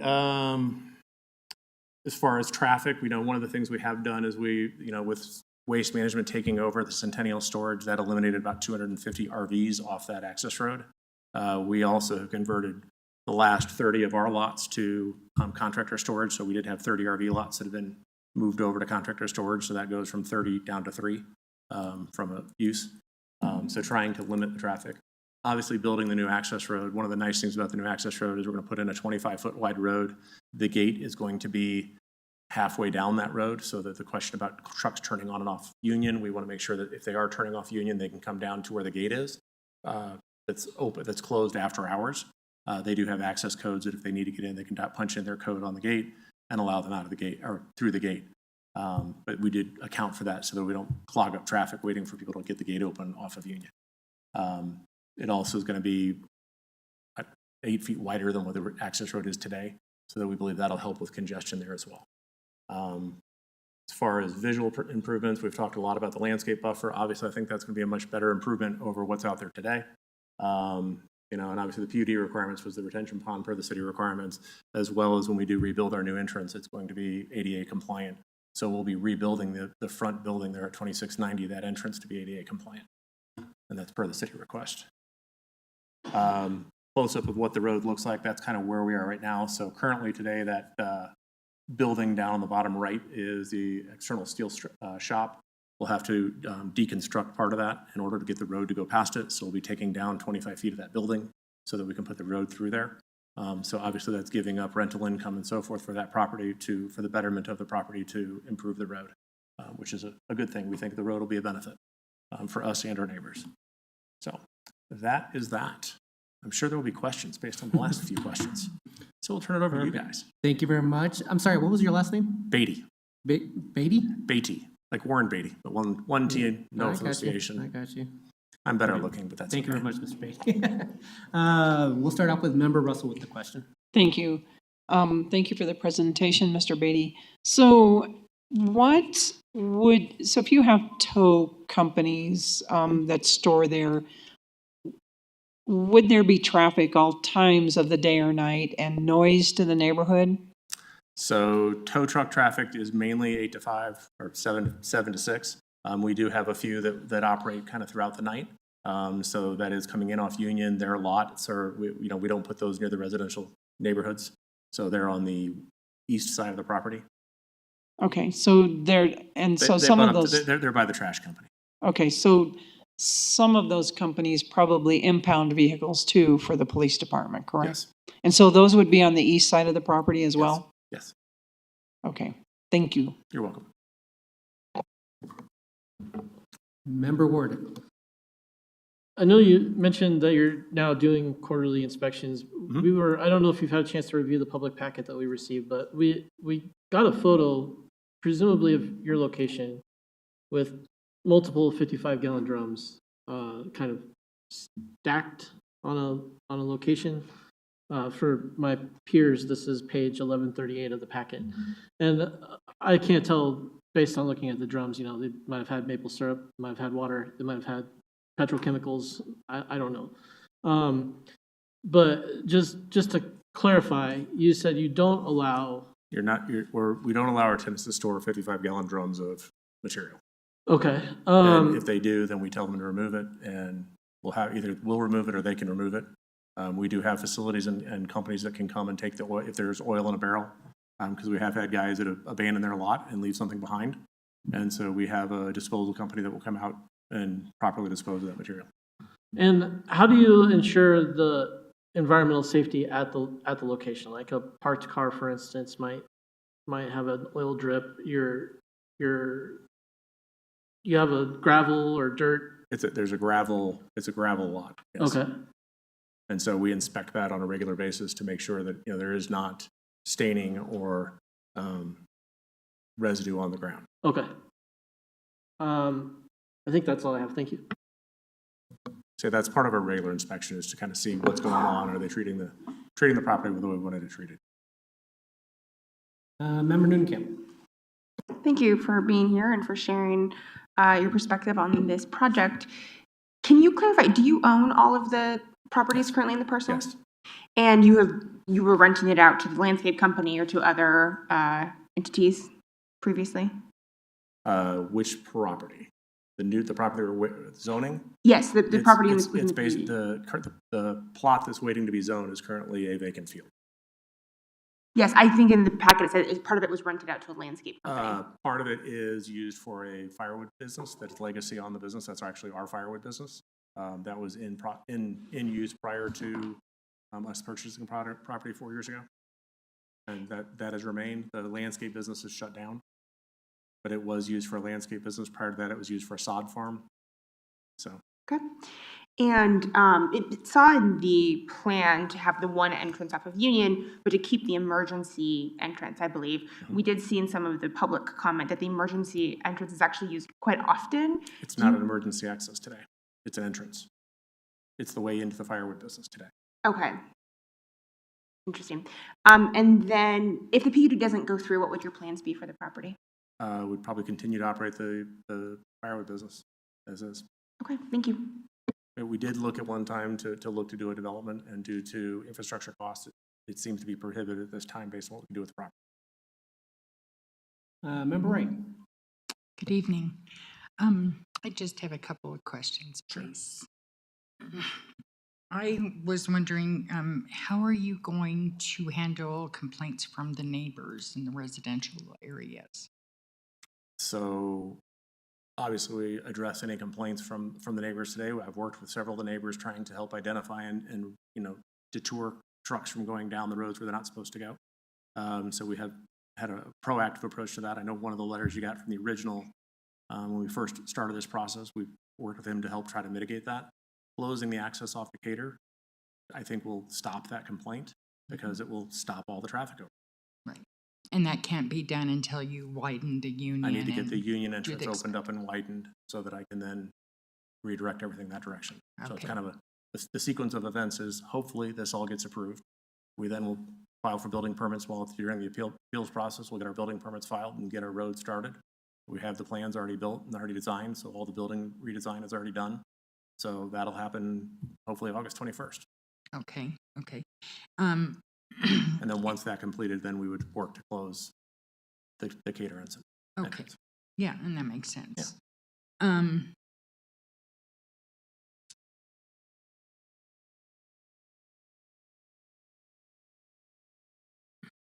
Do you have a process now that when you do have the overnight trucks come in to ask them not to idle, to turn them off and that type of thing? Because that's one of the things that the complaints that we've received is the trucks running overnight or during the night and that type of thing. And that would mitigate some of the complaints also. Yeah, I'm not familiar with those complaints. I've not had anyone, nobody's voiced those to us. Obviously, the tow truck drivers do have an access code to get in, so we know who's coming in and out. So if someone were to complain and say, hey, at this time, we have cameras and we have access codes that we can go register and look at and say, hey, we see it's this group of guys that have done this. If the complaint came right after that, I would go talk to those folks and say, no idling of trucks. I'm not aware of anyone leaving trucks idling. I think there has been issues before we closed the inside of the storage facility where we had trucks that were going out on Decatur. They used to traverse through the property from the storage facility through the property over to Decatur to get out. That might have been some of that when they were waiting to get in or out of a gate over there, because that gate doesn't open unless someone comes over and let them in. Okay. So we don't do that anymore. And would you consider putting a more permanent sound barrier than the black sheet, like a cement type wall or something like that, up for the site and sound barrier? Have not looked at that. I don't think the sound has been an issue. So, I mean, the storage yards have not been, there's not much happening there at night other than the repo company that brings in trucks that's on the east side. Okay. All right. Thank you. Mr. Beatty, but you are putting landscaping as part of that barrier, though, right? Yes. And on all sides, the 20-foot, Yep. whatever All, they've been, all right? sides get Yeah. landscaping Okay. that we'll maintain. I'm trying to think if I had another question. I thought I did, but I think Member Wright may have covered it. Oh, no. So actually, she started it, but I didn't get a clear answer. The timeline for this, like if this does get approved, when do you start development? When do you expect to finish the construction of this? So we would start development immediately on the road because the road is kind of the linchpin to get everything started. Right. At that point in time, we would work on the perimeter to get the landscaping and the perimeter fencing in, and then probably build out the fencing based on demand as we have additional tenants kind of picking the lots. From an increase perspective, just to give you perspective, it's about a 20% increase from what we currently already have. Right. So it's not yes, it's an increase, but it's not like we're not tripling the size of the facility. Right. So how many months is that in terms of time? We believe it'll take us 90 to 120 days to get built. Okay. All right, Member Russell, go ahead. Okay, thank you. And I have one other question. Will you shut down the firewood business also when? Yes. The plan is to phase out the firewood that we have and shut that down, yes. Because I heard that a shipment just came in today or just a couple days ago, maybe last week. Better not have. Well, you should probably check. Not supposed to have, I can tell you that much, because we're not supposed to be buying firewood right now. Okay, so, But the plan is to shut it down. I mean, I know, depending on what it was, I mean, we did have some barbecue wood show up because this is summertime and people buy barbecue wood. So in an effort to keep, take care of our customers until we close. so once you put up the fence, the gate will be put up also, correct? On Correct. Decatur? Yes. And if there is still firewood left at that point in time, we direct them to drive through the existing global storage access. Okay, thank you, I appreciate that. Yeah. All right, any further questions from council? Go ahead, Member Ward. I have a question. I think it's probably a question for staff, but it's about noise control in general. We have different noise regulations for I-1 districts versus residential districts. And the concern that I see on this PUD in particular is if we have 24-hour access for a storage facility that's used by a variety of commercial users, including tow companies, when you put a tow truck in reverse, which inevitably will happen, that backup beeper comes on. And I complain about this with trash trucks at the school across the street from my house. It sounds just like an alarm clock at 3 a.m. Beep, beep, beep, beep, beep. So this may be a question for the applicant and maybe a question for staff, but how do we mitigate that effect in particular on the neighborhood, which I could see as an adverse effect, which would potentially keep me from voting to convert the area? So recognize the trash truck beep beep. I think that I've not had that complaint in the existing facility. So I guess I haven't thought of that one necessarily. Obviously, if it is something that causes an issue and we get a complaint, we'll address it with the tenant that's causing the complaint and either move them to a different location within the facility or remove them from the facility. From a city standpoint, how would we handle that, considering the fact that it's properly zoned for the way it's being used? So to answer that question, and it's a great question, I'll have to talk about how we handle lighting complaints because those are handled through community development and code enforcement, where NOR's complaints are generally managed just through code enforcement, so I can't answer for them. What we do in instances of that is we set up a scheduled kind of an overnight visit from one of our code enforcement officers that goes out and measures like light standards when it's dark. So I would hope that if there's the same issue, if there's noise complaints coming in at night, that one of the code officers would be able to go out and do some kind of measurements. And does the standard differ for an I-1 zone compared to just if they were an R2 district? The previous zoning code had some differences in standards. I don't think that it does anymore. I'd have to go check. We do have differences in lighting standards, how much light certain types of sites can emit. And then as far as per zoning district, I'd have to go check real quick and come back.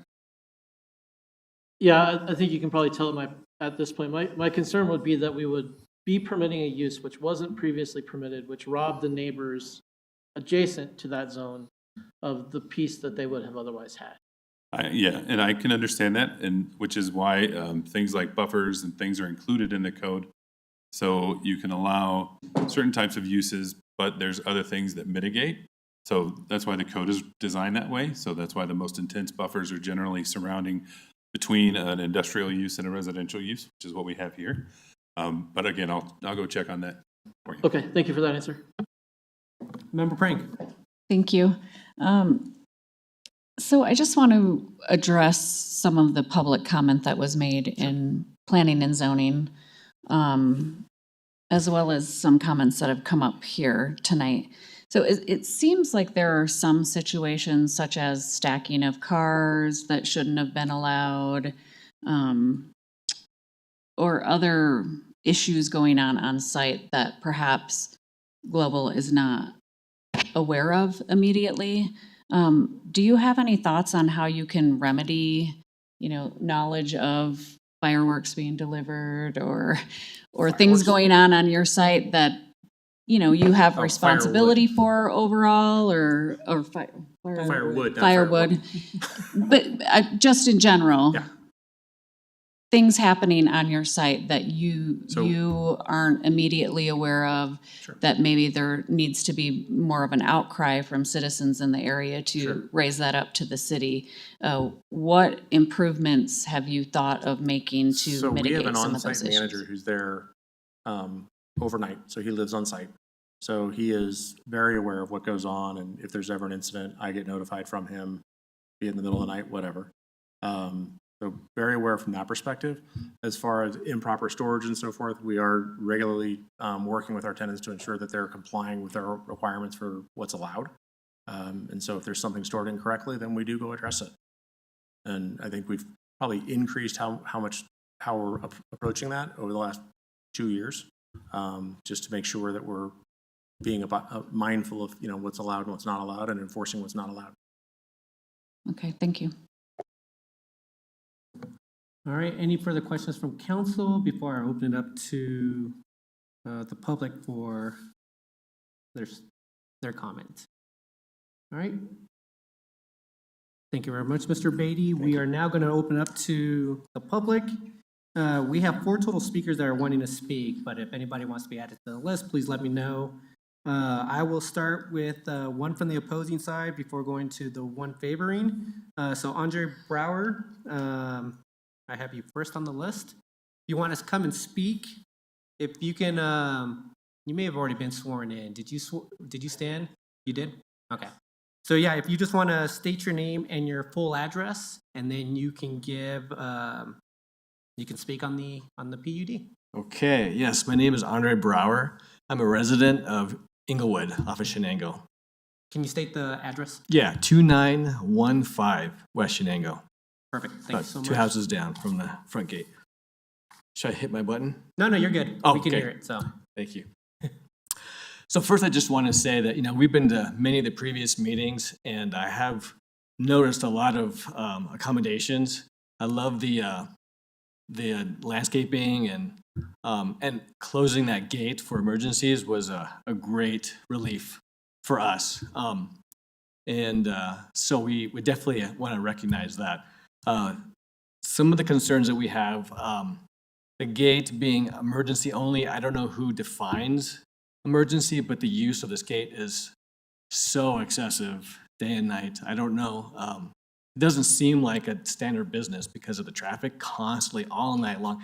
And unfortunately, the gate has a very loud noise. And so, of course, we hear it every time it opens and closes. So that's difficult. But I know once it gets closed off, it won't be a problem. But I'm just concerned about what an emergency is. If someone is late, they just sneak in real quick. Is that an emergency? Or so that's a concern. I was hoping that they would just shut it down and have only access through Union. But that was one concern. The other concern I had is of crime.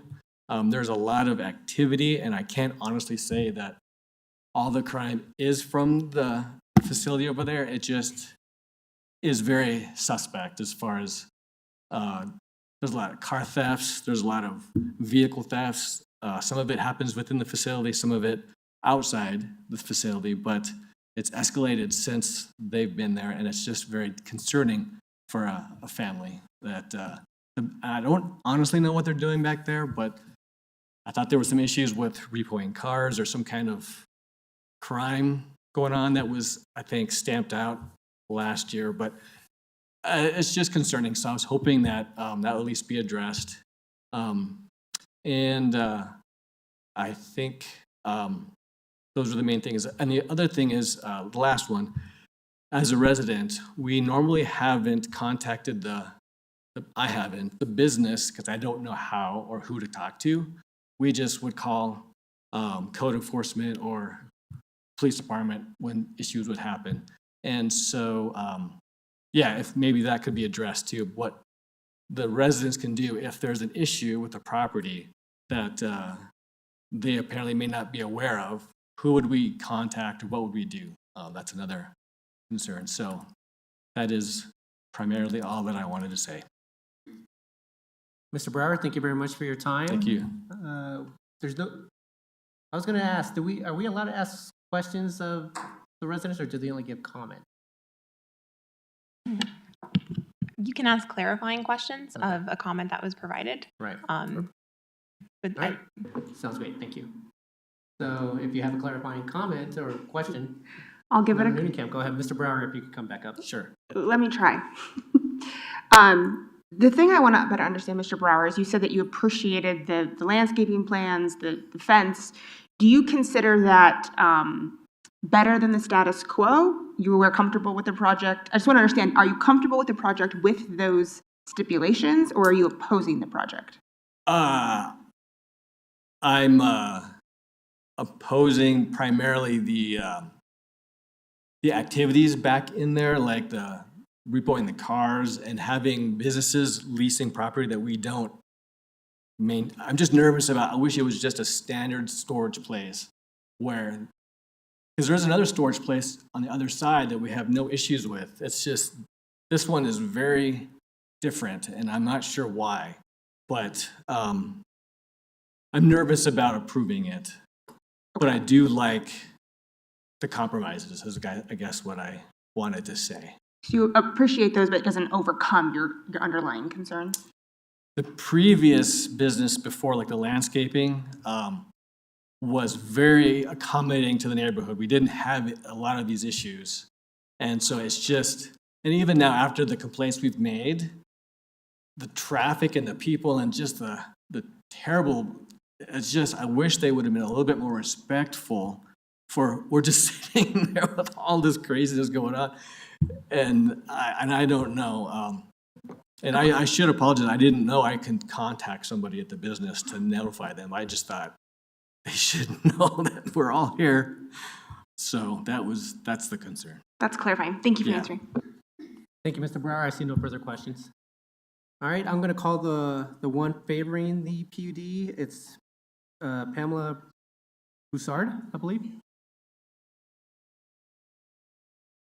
Good evening, Pamela. Yeah, if you could just state your name and your full address, and then... Pamela Boussard, and I own the property east of Global Storage.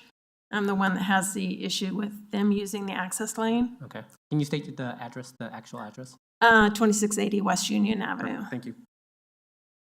Go ahead. Okay, so I just wanted to say that I am for Global Storage. I just know, being in that business, because we have tenants on our property, there's a huge demand. The contractors are great that we have, and I know that they have some good ones too. Some others, I don't know, but there's a huge demand, and I think it's a win-win for us and the city, because you're providing a place for contractors to store equipment to service your city. Without that, I know people, they've been looking for 3 years for property to store stuff, and they're going, 50 miles down the highway in order to have their stuff. So I know that they really appreciate having space there so they can actually run a business out of it. My biggest thing and my support is caveated on the fact, that they get off my property. So historically, their access gate, which they're going to be using now for their whole property, has always been used for the whole property. It was only about 12 years ago when Global Storage bought it from a dysfunctional situation that made a part of an article in a 3-page Denver Post article about shenanigans going on with this selling of the property, et cetera, not against Global Storage. But Global Storage came in, swooped it in, and the family person that owned the middle property, they considered it landlocked, which is bizarre because they had grandfathered the access off a Union. So I'm not sure how he couldn't have won on that. But anyway, Global Storage bought it. They permitted a fence down our side of our property. My mom managed the property at the time. And anyway, they put a non-permitted gate in and started using our access lane. So it wasn't that big a deal at the beginning, but it's always been wrong. And my mom's was older and she just couldn't take care of it. So my sister and I inherited the property a couple years ago. So we needed to address the access lane. So we spent a lot of money looking at all the legal documents associated with it, et cetera. It is all of our property. So I am glad that they're now going to be off their property, so that's good. My issue is twofold. When it's going to happen, because what I'm fear is that there's going to be a delay, and it'll be another year, and there's huge safety concerns on this property because that access was only meant for a couple acres. It's not two-way, and I think you've probably seen some letters from my tenants associated with the danger. I mean, they're always, at some point, there's going to be a horrible accident there. Somebody's going to get killed or severely injured. The other issue I have has to do with the gate now being, or that area. I wanted the gate gone. The reason being is that I don't know what the definition they have now, that it's going to be an emergency lane. I mean, used for emergency, and I have the same qualification. What's the definition of emergency? Right now, we have people coming onto our property wanting to be on their property. We have people coming out of global storage, casing our properties. And if, you know, if they feel like, oh, geez, we're getting backed up, so we're going to open it because it's an emergency because our people can't get out. They're now entering my property, and I don't want that to happen.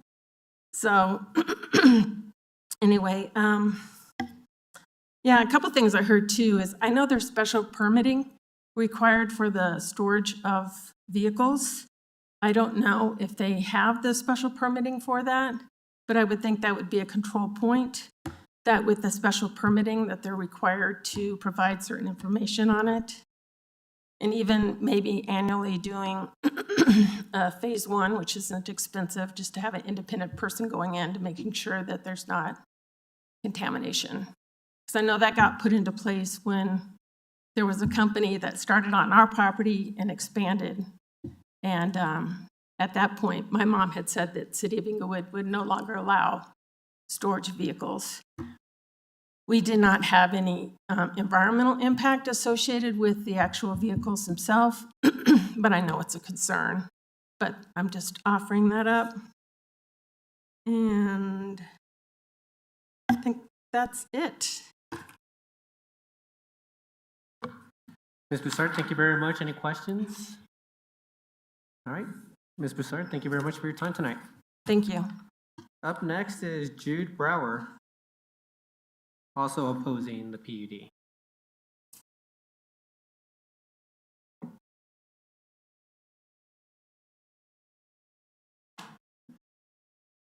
Hello, Jude. If you want to state your full name and also your address. I'm Jude Brower, and I live at 2915 W Chenango Avenue. And what I am concerned, like my family is about, like safety mainly, because we've noticed that a lot of cars have gone in and out, although it's supposed to be an emergency access. And like 2 weeks ago, I spent around almost 10 minutes in the morning just documenting to see if cars would go in and out. And I saw 6 cars coming in and out of the place from 8:04 to 8:11. So, and they weren't just normal cars. So I was told that there were different opening hours. I don't know what they are, but that's what I was told for coming here. And the other part is the fact of the gate opening at night also, because just with the Colorado weather, it gets hot, and when you're struggling to go to sleep, something that is not helpful is a screechy gate. So when the gate's opening at night, it is very disruptive and sometimes wakes you up. And yeah, that's it. Oh, sorry. Jude, thank you very much. I don't see any questions from council, so thank you very much for your time tonight. All right, and I have one more speaker. I have Titus Brower as well. Hello, Titus. Same thing, just if you could state your full name and your address. My name is Titus Brower. My address is 2915 West Chenango Avenue. And I am speaking about the noise. It's been like at night mainly, like there's like a lot of squeaking doors and loud trucks. And sometimes I leave the door or my window open so I can get some fresh air in, and it's very loud outside. So there's the noise is like one of the main problems. So yeah, that's it. Thank you, Titus. I don't see any questions from council, so thank you very much for coming and speaking tonight. All right, that is the names I have on the list. Did anyone want to speak on this PUD that did not sign the sheet? Anyone at all? No? All right, perfect. So I'm going to give, if the applicant wants to respond to any of the public comments tonight, or if staff wants to respond to anything that came up, you're able to do so before I close the public hearing. Mr. Beatty, if you just wanted to. Sure. Robert Beatty. The only thing I'd address is at this point in time, we've not closed the Decatur access. So when we say closed for emergency access, it's going to be a closed gate. It's not going to be an electric gate that opens and closes. The people would, the two reasons people would access it, if there was an emergency, specifically over on the Union Street, which is the dirt road that comes off of Union that has like 6 houses on it. There have been some issues where they've had to not be able to get out there one direction. We would allow those people out, but that'd be like a special go over and unlock the gate and let them out. The other is fire and police. So just to make that clear. All right. Thank you very much. Right, thank you. Member Noonekamp, go ahead. I just have one question. One member of the public mentioned special permitting for storing vehicles. Do you have those permits? We have the permits for contractor storage, yes. Okay. So it is. And are those through the city? Yes. Okay, thank you. Member Russell. I do have another question along that same lines. Do you require your companies that use your property to have licensing and permitting also? They do. They are required license. We also require them to have insurance to cover the facilities. Okay, thank As you. far And as then permitting, I don't know what permitting I'd require them. okay, will you be in charge of opening and closing the gate, or what does it mean to have a locked gate, really? So we would have a lockbox for fire and police that would open it in case there was an emergency on Union Street that they would have to let people out. They would have the ones to open the gate. Okay, all right, thank you. That helped. That helped. You're welcome. All right, any further questions from council? All right, thank you very much, everyone, for speaking tonight. So just FYI, we are not going to be voting on this issue tonight. We normally just take in the issue, hear from the citizens. We won't vote on this until July 7th, which is the first Monday after the 4th of July. If it passes, then there's a second reading 2 weeks after. So just wanted to let everyone know about the timeline. With that, everyone, I will ask council for a motion to close the public hearing. So moved. Thank you, Member Ward. Can I get a second? Second. Thank you, Member Wright. Can we please vote? Mayor Pro Tem Anderson. Aye. Member Noonekamp. Aye. Member Frank. Aye. Member Russell. Aye. Member Ward. Aye. Member Wright. Aye. Mayor Sierra. Aye. Let the record show 7 ayes. All right, thank you very much to staff, the applicant, as well as members of the public for speaking on the matter tonight. All right, everyone, do we need a break, or are we able to move on to the last item? All right. All right, moving on to 11. I heard let's move on. So moving on to 11A1, this is CB 31. This is the agreement with Arapahoe County for the November 4th, 2025 coordinated election and set charter ballot questions. We have Deputy City Attorney Vicky McDermott. Thank you. I believe we have a presentation, so we'll move that along. So yes, good evening, Mayor and members of council. I'm Victoria McDermott. I'm the Deputy City Attorney, and I'm here to present tonight on the proposed ordinance authorizing the agreement for a coordinated November election and setting a charter amendment with ballot questions. Yeah, excuse me, Deputy City Attorney. Members of the public, if you guys are able to take the conversation outdoors. Sorry about that, and thank you. No, you're good. Thank you, Deputy City Attorney. You may continue. Thank you. So by way of background, in 2024, Englewood voters approved a charter amendment changing the method of selecting the mayor. Starting with the November 2025 election, the mayor will be elected directly by the voters rather than by city council. Following this change, several council members expressed concern that under a plurality system, which is what we presently have, the mayor could be elected with only a small share of votes, potentially representing only a limited portion of Englewood voters. In response, council directed staff to explore election structures that would ensure the mayor is elected by a true majority of Englewood voters. At a study session on March 24th, 2025, the city clerk presented 3 mechanisms used by other municipalities to achieve majority outcomes, that being runoff elections, ranked choice voting, and pre-election primaries. After discussion at both the March 24th and April 7th meetings, a majority of council directed staff to prepare 2 separate charter amendment questions for the November 2025 ballot. The first proposed question concerns the election of the mayor. If approved by voters, it would require that a candidate for mayor receive a majority of valid votes cast to be elected, and if no candidate received a majority, a runoff election would be held within 90 days of election certification, and that would be between the 2 candidates receiving the highest number of votes. If the measure is approved, City Council would be required to adopt an ordinance establishing the specific procedures for conducting runoff elections. The second proposed question applies the same majority vote requirement to the election of City Council members. If approved, it would require that council members be elected by a majority of valid votes cast for their respective offices. If no candidate receives a majority, a runoff election would also be held within 90 days of election certification between the 2 top vote getters. As with the mayor's race, council would adopt an ordinance establishing the procedures for runoff elections.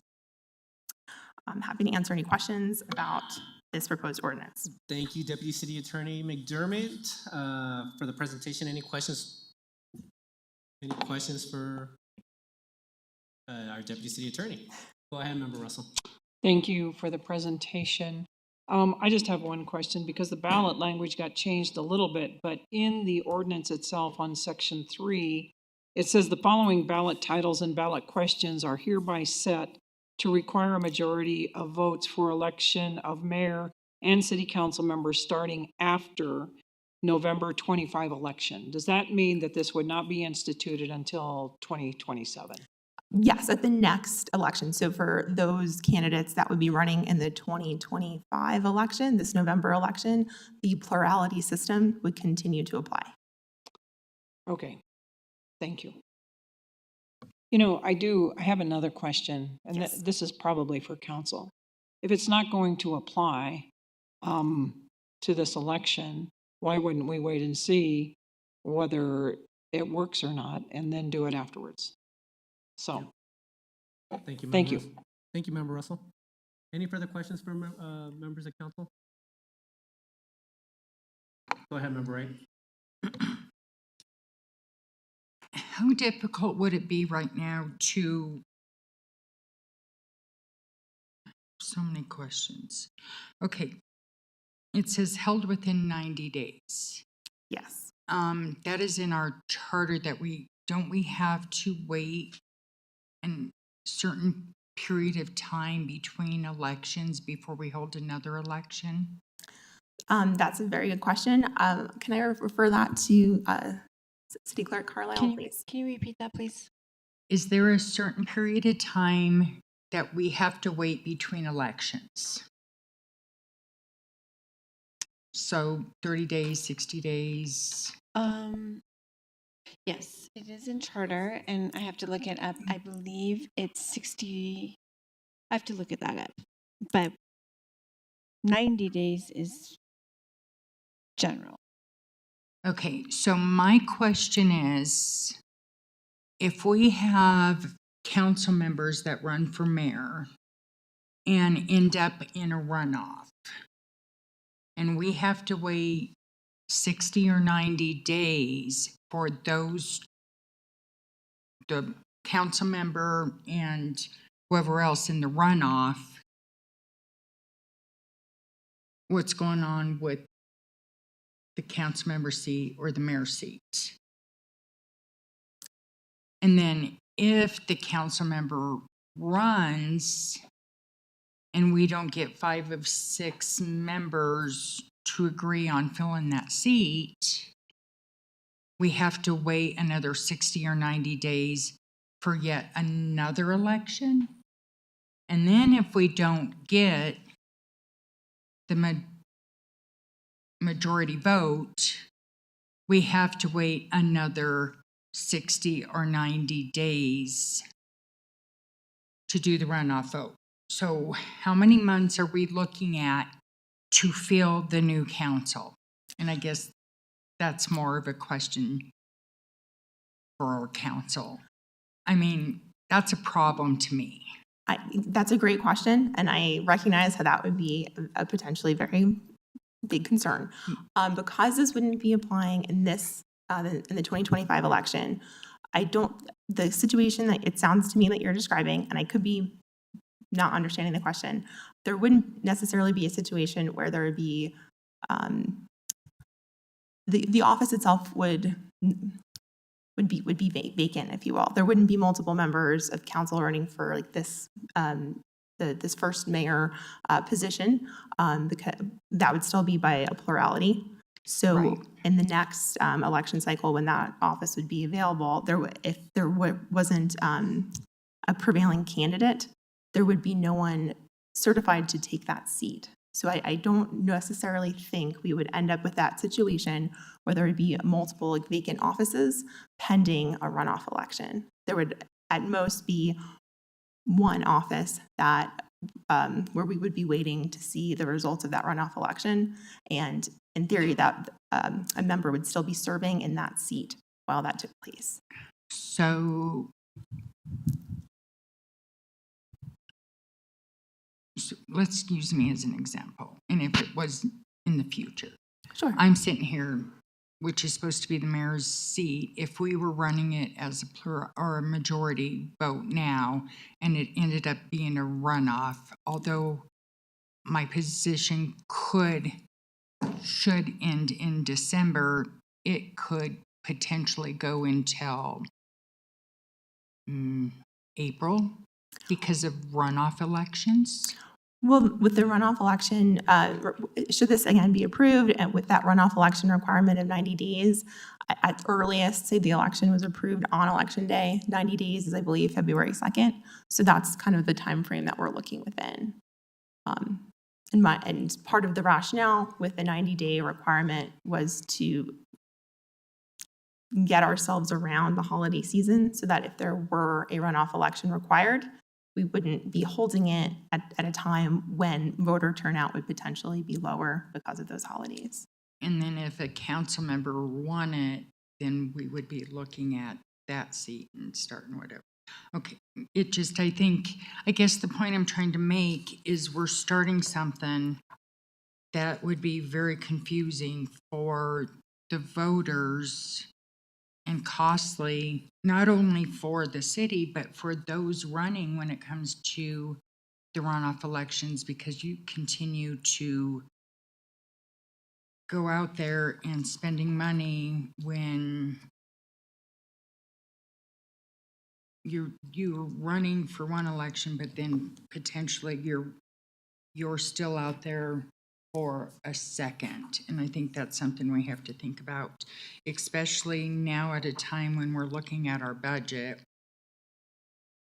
So remember, right, is there a question for the city attorney on this?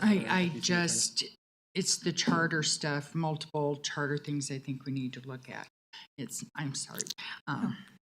My head's going do my best to help. So here's my question. How hard would it be to, number one, explain, I don't think people will understand the cost of each runoff election, which could be more than one. And I do not think people understand the difference between plurality and majority. And this ordinance in the ballot doesn't say that. So typically, my understanding, and please weigh in and help me out with this, City Clerk Carlisle, is that a lot of those clarifying issues are addressed in the circulations that go out with the ballot measures.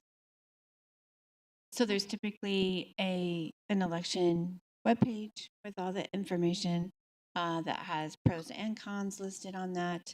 All the information would be listed factually, very factually on the webpage. And then this year, because it is a municipal election with candidate bios, there will be a separate newsletter that goes out with all information of anything that will be on this November's ballot that would have that information.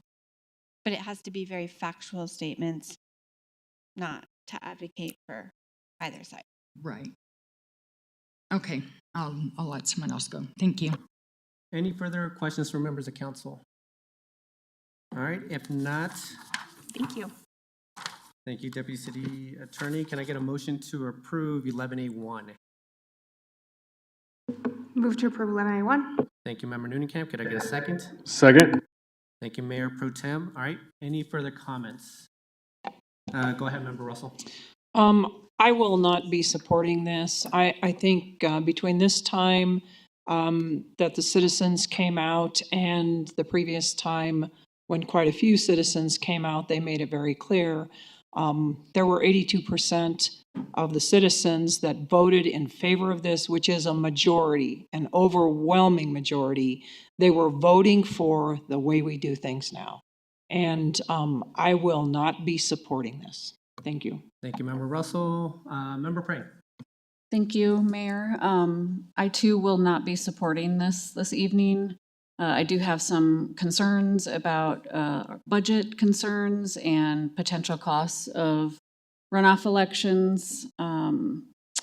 With the exception of, I think, one person, the majority of citizens that we heard from were against us making a movement in this direction.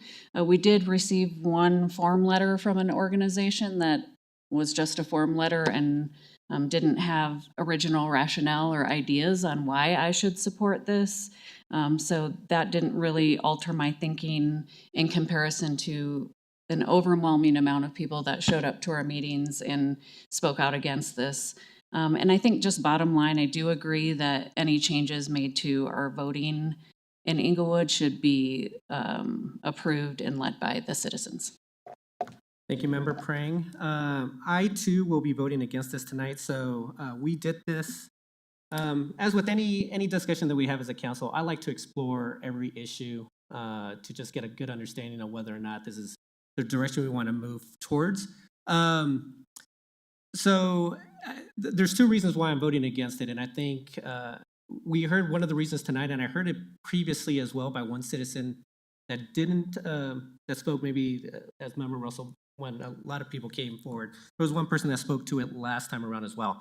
But one, what gave me pause today was really just the cost associated with the potential runoff election.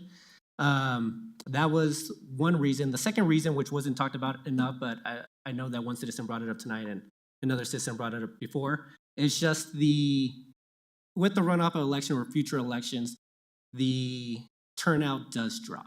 And that does give me pause. And that wasn't the original intent when we were speaking about this issue, especially when it came around ranked choice voting. So when we do have a drop off in participation, that does bring me concern. And so those are the two major reasons why I decided to not support this this ordinance. But I do thank staff and our city council on speaking to this. And I did have many people that did weigh in favor of us looking forward to this or wanting us to move in this direction. But based on the costs and also the drop in turnout, I just cannot support it. So I will be voting no on this item. Any further comments from council? Go ahead, Member Noonekamp. I'll just say that I think we know how the vote's going to go, but I always think it's a good idea to ask the citizens. And I think, you know, the vote for status quo would be a no on this if it were to go to the ballot. And so I really do think that The citizens could tell us, do they want this? Do they not want this? Do they think that the costs and benefits would be worth it? I also understand it's a decision about what we take to the voters, and so I completely respect my colleagues. But I'll still be supporting it tonight in principle because I don't think asking the citizens what they want is ever a bad idea. Thank you, Member Nunnenkamp. All right. With that, everyone, the motion is on the table. Can we please vote? Mayor Pro Tem Anderson. Aye. Member Nunnenkamp. Aye. Member Prang. Nay. Member Russell. Nay. Member Ward. Nay. Member Wright. Nay. Mayor Sierra. Nay. Let the record show 2 ayes and 5 nays. All right. Thank you very much, City Clerk, and thank you very much, City Council, for allowing that discussion to occur. We are moving on to 12A, just Mayor's Choice. Just an FYI, it is a 5th Monday next week, so there is no City Council meeting. Our next City Council meeting will be on Monday, July 7th. I do want to just thank staff for everything that occurred while we took our break the last couple of weeks. There were debate slogan. There was numerous things that occurred over the last couple of weeks, and I just want to thank all the staff, members of the public for turning out and just making it a successful grand openings and just different items that have come in front of us. So just wanted to give thanks to Parks and just everyone that's been involved with everything that's gone on. So thank you very much to everyone. I hope everybody had a good break. Anyone for council member's choice? Go ahead, Member Ward. I believe this is on the agenda. It is. Okay. So several months ago, I informed you all that I was planning on attending CML. However, I did not submit the official travel request to this body in a timely manner. CML begins on Tuesday. I'm planning on checking into the hotel on Tuesday, assuming I have 4 votes to authorize my travel request. Total cost, as you can see in the packet, is less than $2,000. I'll be at CML from Tuesday through Friday. Don't plan on attending any sessions on Tuesday night other than potentially the networking session that occurs that evening, also known as a cocktail mixer. And then Wednesday, Thursday, and Friday morning are lecture sessions, and I will be attending all 3 days of those. Thank you very much, Member Ward. I would be in favor of you traveling to CML. There's a lot going on, and it's great for you to be our representative or at least volunteer your time to be a part of CML. So I would be in complete support of you traveling. I believe it's in Breckenridge this year, right? Okay. But yeah, you have my full support for attending. Anyone in disagreement with Member Ward attending CML? I don't see any disagreements, so yeah, thank you very much. Make us look good up there, so thank you very much, Member Ward. I don't know if we need a formal motion, but. Do we need a formal motion for this item? Probably, we kind of do that usually, so. I motion to support Member Ward going to CML. There we go. Thank Thank you, you, Member Wright. Councilor. Give me a second. Thank you, Member Russell. Can we vote? Can we please vote? Mayor Pro Tem Anderson. Aye. Member Nunnenkamp. Aye. Member Prang. Aye. Member Russell. Aye. Member Ward. Aye. Member Wright. Aye. Mayor Sierra. Aye. Let the record show 7 ayes. All right. Thank you very much, Member Ward. Anything else? That's all I have this week. Thank you. All right. Anyone else for council member's choice? Member Wright, go ahead. I just want to say happy birthday to our executive assistant. She's not in town right now, so I could say it, so. Thank you very much, Member Wright. Anyone else for council member's choice? All right. City manager's report. Thank you, Mayor. And thank you, Member Ward, for taking the blame for that, but our office actually takes the blame for that not getting on the agenda. So apologies on behalf of the city manager's office. A couple of clarifications. One, a question was asked tonight about Littleton and a contract with Bridge House. They do have that on hold right now while they fill a vacancy of their open space, parks, and natural resource manager. They want to get that position filled, then do the contract. And so they don't, but they've been in discussions for quite some time, but just wanted to clarify that. Sheridan, as the deputy city manager said, has had a contract for some time, and Littleton is expected to do that very shortly.